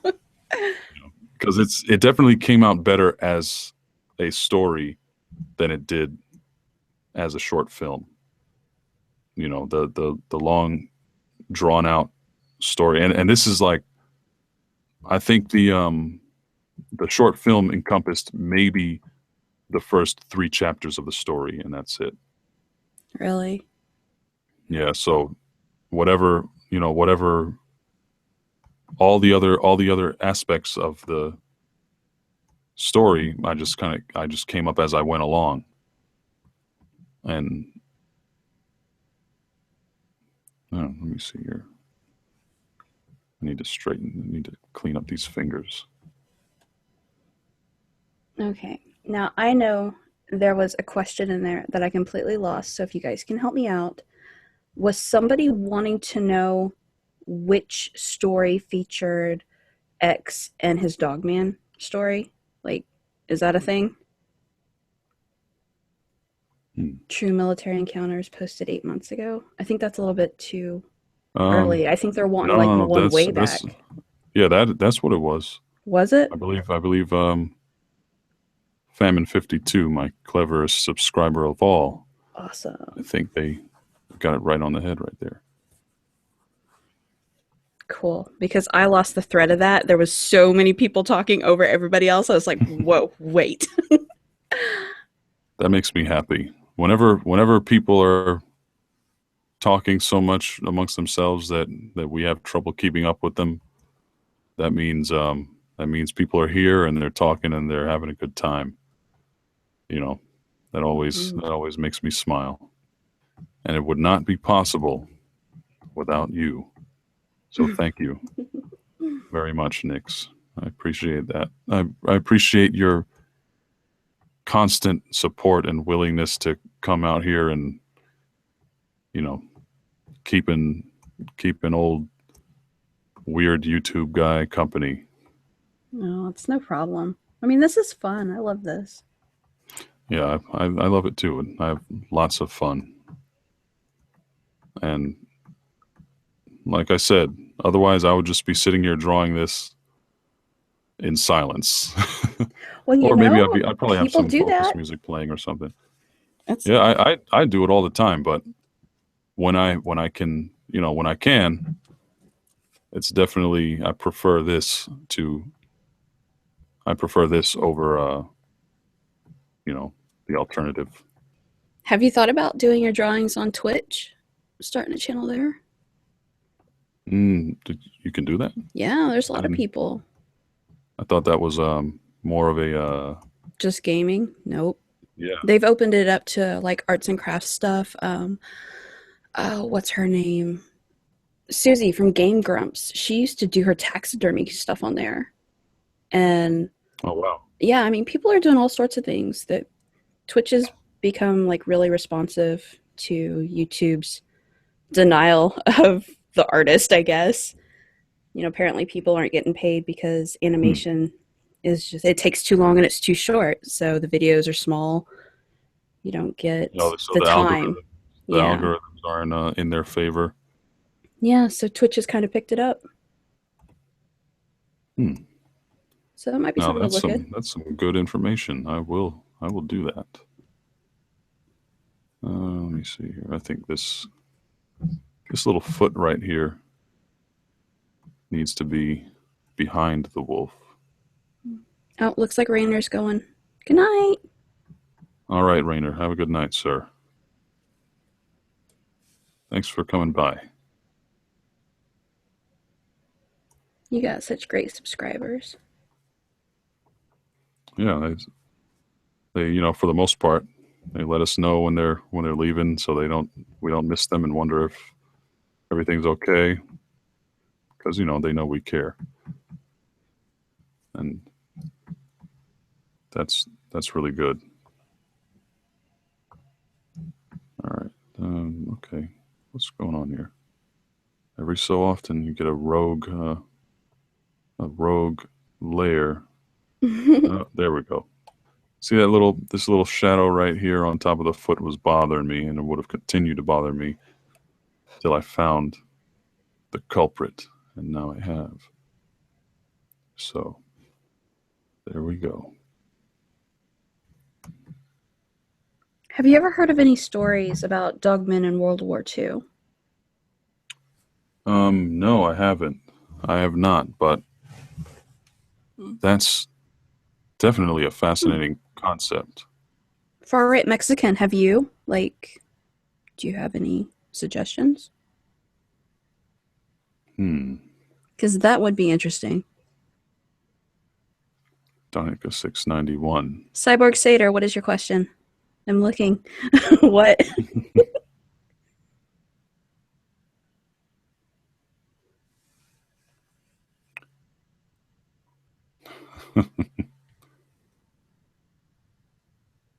Happy Tree Friends. Have you watched Friends? No, I haven't. Should I have? I've only caught one episode. I can't really comment.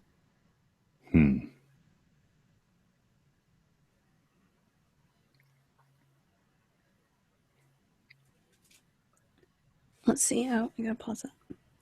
All right. Let's see. Far right Mexican. He heard a rumor of a guy saying that the 101st Airborne in Germany got jumped by something when they landed. So there might be a story out there. That's an interesting concept. I've never heard of that, but I'm gonna try and look that up at some point. But right now, I'm just trying to get an idea of facial features of the Rake and see how I'm gonna do this. I think I'm gonna have him kind of.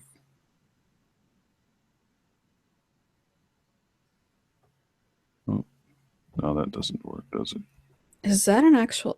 Okay, this might be a little sensitive, but Jack Rogers, did anyone hear about the Mothman sighting in New York before 9/11? Is that a thing? Were there sightings? Not that I've heard of. I didn't hear anything either. I would like to think that if there were, that would be a pretty well discussed thing. I would think so.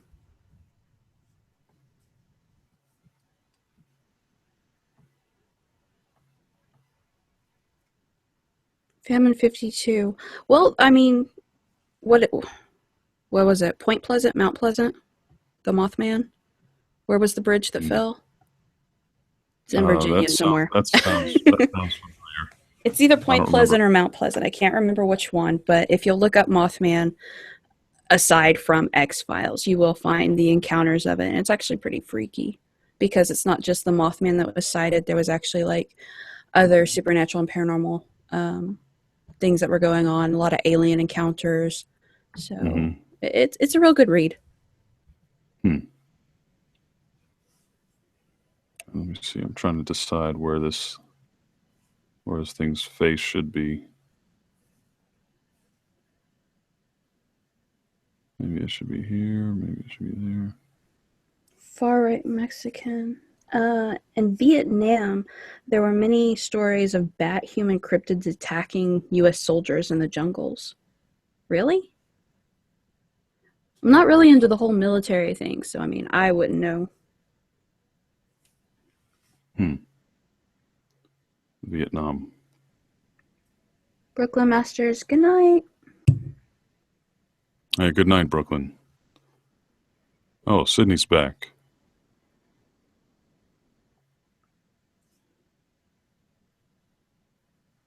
Point Pleasant. Or have you been here the whole time, Sydney? I'm not sure. I remember you saying that you had to. No, she had to leave. She had to leave for a while.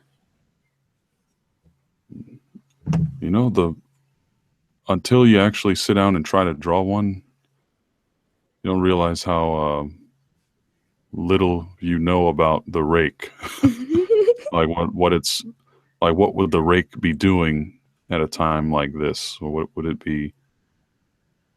How would it be reacting? Maybe. I don't think I've ever seen a picture of like a rake with its mouth open, but I'm thinking like sharp pointed teeth. Yeah, I mean, there's a lot of different versions of it. They're just nasty critters. Yeah, I'm trying to think of what might actually help me as far as a reference, like what I used for the. Well, welcome back, Sydney. What I used for the wolf head. Let me see. Maybe this. I might be able to do this without that. Just make it real nasty.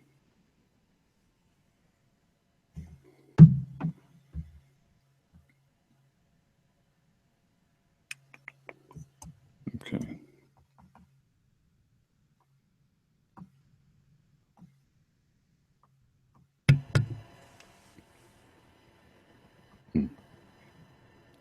Thought I lost you there for a second. No, I had to cough, and I didn't want everybody to hear it. Well, that's rather dainty of you.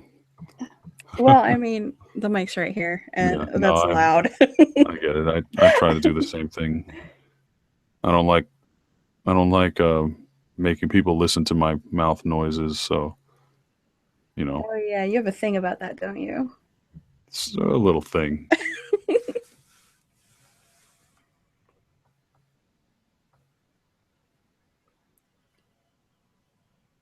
With a Y.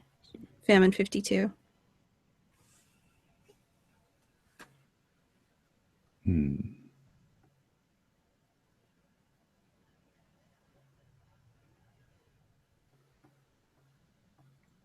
Looks like Dawn's gonna go out for the night.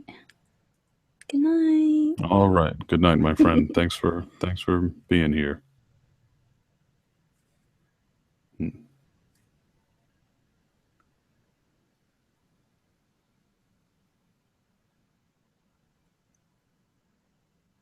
Do you guys have any more questions? It does kind of look like a gray alien. Yes, Jack Rogers. Yeah. You got it. Yeah, I'm trying to. I mean, I don't see any consistent imagery available for what the rake is supposed to look like. So I'm kind of all I've really seen is just the creature having, the drawn skin over the skull. No real muscle tone or anything. So, I mean, it is pretty alien. Yeah. Kind of just playing it by ear right now. See what we come up with, Like I said, if I'm not happy with it at the end of the day, just get scrapped anyway. Oh my goodness. I mean, I'm doing this for the opportunity to hang out and talk to everybody, and like a conversation piece for now.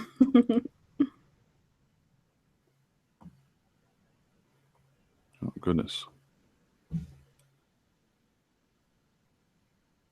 It is not this is very challenging to me. But I like that. Always like a good challenge. Artistic challenge. Okay. Famine 52. What is the rake anyway? Do we know what it is or where it comes from? I don't think so. I really haven't seen a whole lot on the rake. Just like a Yeah. few scattered stories. Yeah, it's not a very well explained creature by any means. I mean, it seems like just some weird, somewhat ambiguous creature. I don't think I've even actually heard stories that date back very far. I mean, this might not be a real cryptid, you know? I mean, it just might be a story. Yeah, it could be. It's probably something like along the lines of the Slender Man. Yeah. You know, that's something that was created on 4chan or Reddit or something like that. At least I hope it is, because I'd rather not have something like this really exist. Well, if I had a say in it. well, with the whole Slender Man thing, of course, you know, everybody knows it started out as just a story, but the whole Tulpa theory, it could exist now. There could Yeah, be well, there just could be because of rakes everywhere. yeah, yeah, and you know what? Right now we're contributing to that. Mm-hmm. The more people believe in something like this, you know, maybe that maybe that actually plays a role. Far right Mexican. Do you mean me? My channel is Penny Dreadful Moment. My name is Nyx. Hi. Hmm. Yes, far right Mexican. She tells the truth. She speaks the truth. That is who she is. All right, let me. Man, whoever's still here, you guys are legitimately ride or die, because I've been at this for quite a while, and you guys are being very, very patient. And thanks for being here again. Yeah, I think this is one of the longest streams, isn't it? Yeah, this is. I actually wasn't intending on being here for so long, but It's I'm the gonna. weekend. Live a bit. Yeah, yeah, it is. It's like you don't have to go to bed at midnight. You're okay.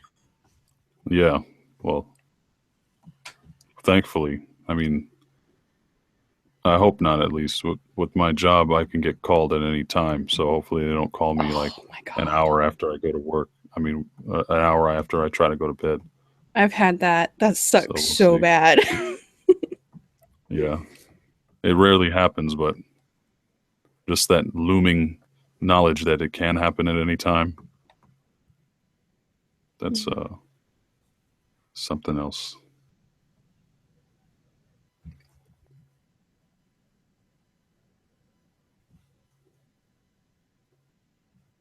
Yeah, I'm gonna.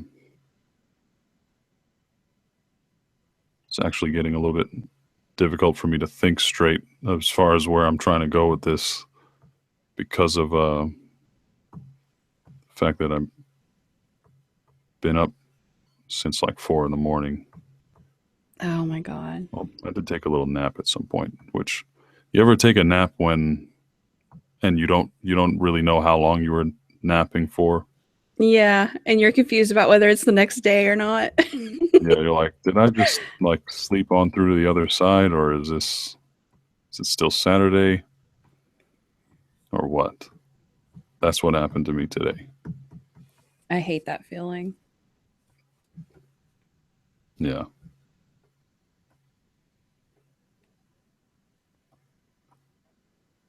Yeah, I think I'm gonna wrap this up in just a couple minutes, because there's no way I'm gonna be able to survive long enough to get this to where where I'll be happy with it, where I want it to go. Well, don't trash it. Maybe you can pick it up later. No, no, no. I'm definitely gonna. I mean, because I feel like it can be something really good. this is awesome already. So It's coming out pretty good. I just need to figure out this Rake face. What a weird sentence. Got to figure out this Rake face. Mm-hmm. Yeah, I can get rid of that now.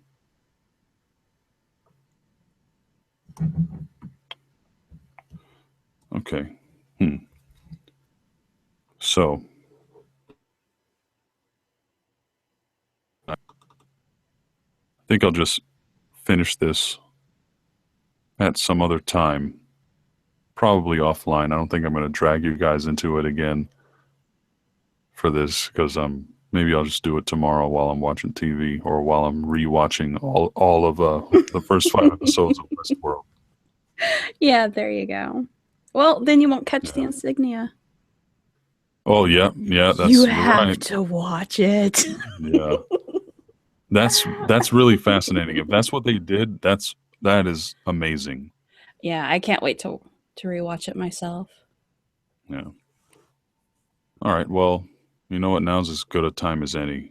I'm gonna go ahead and wrap this up.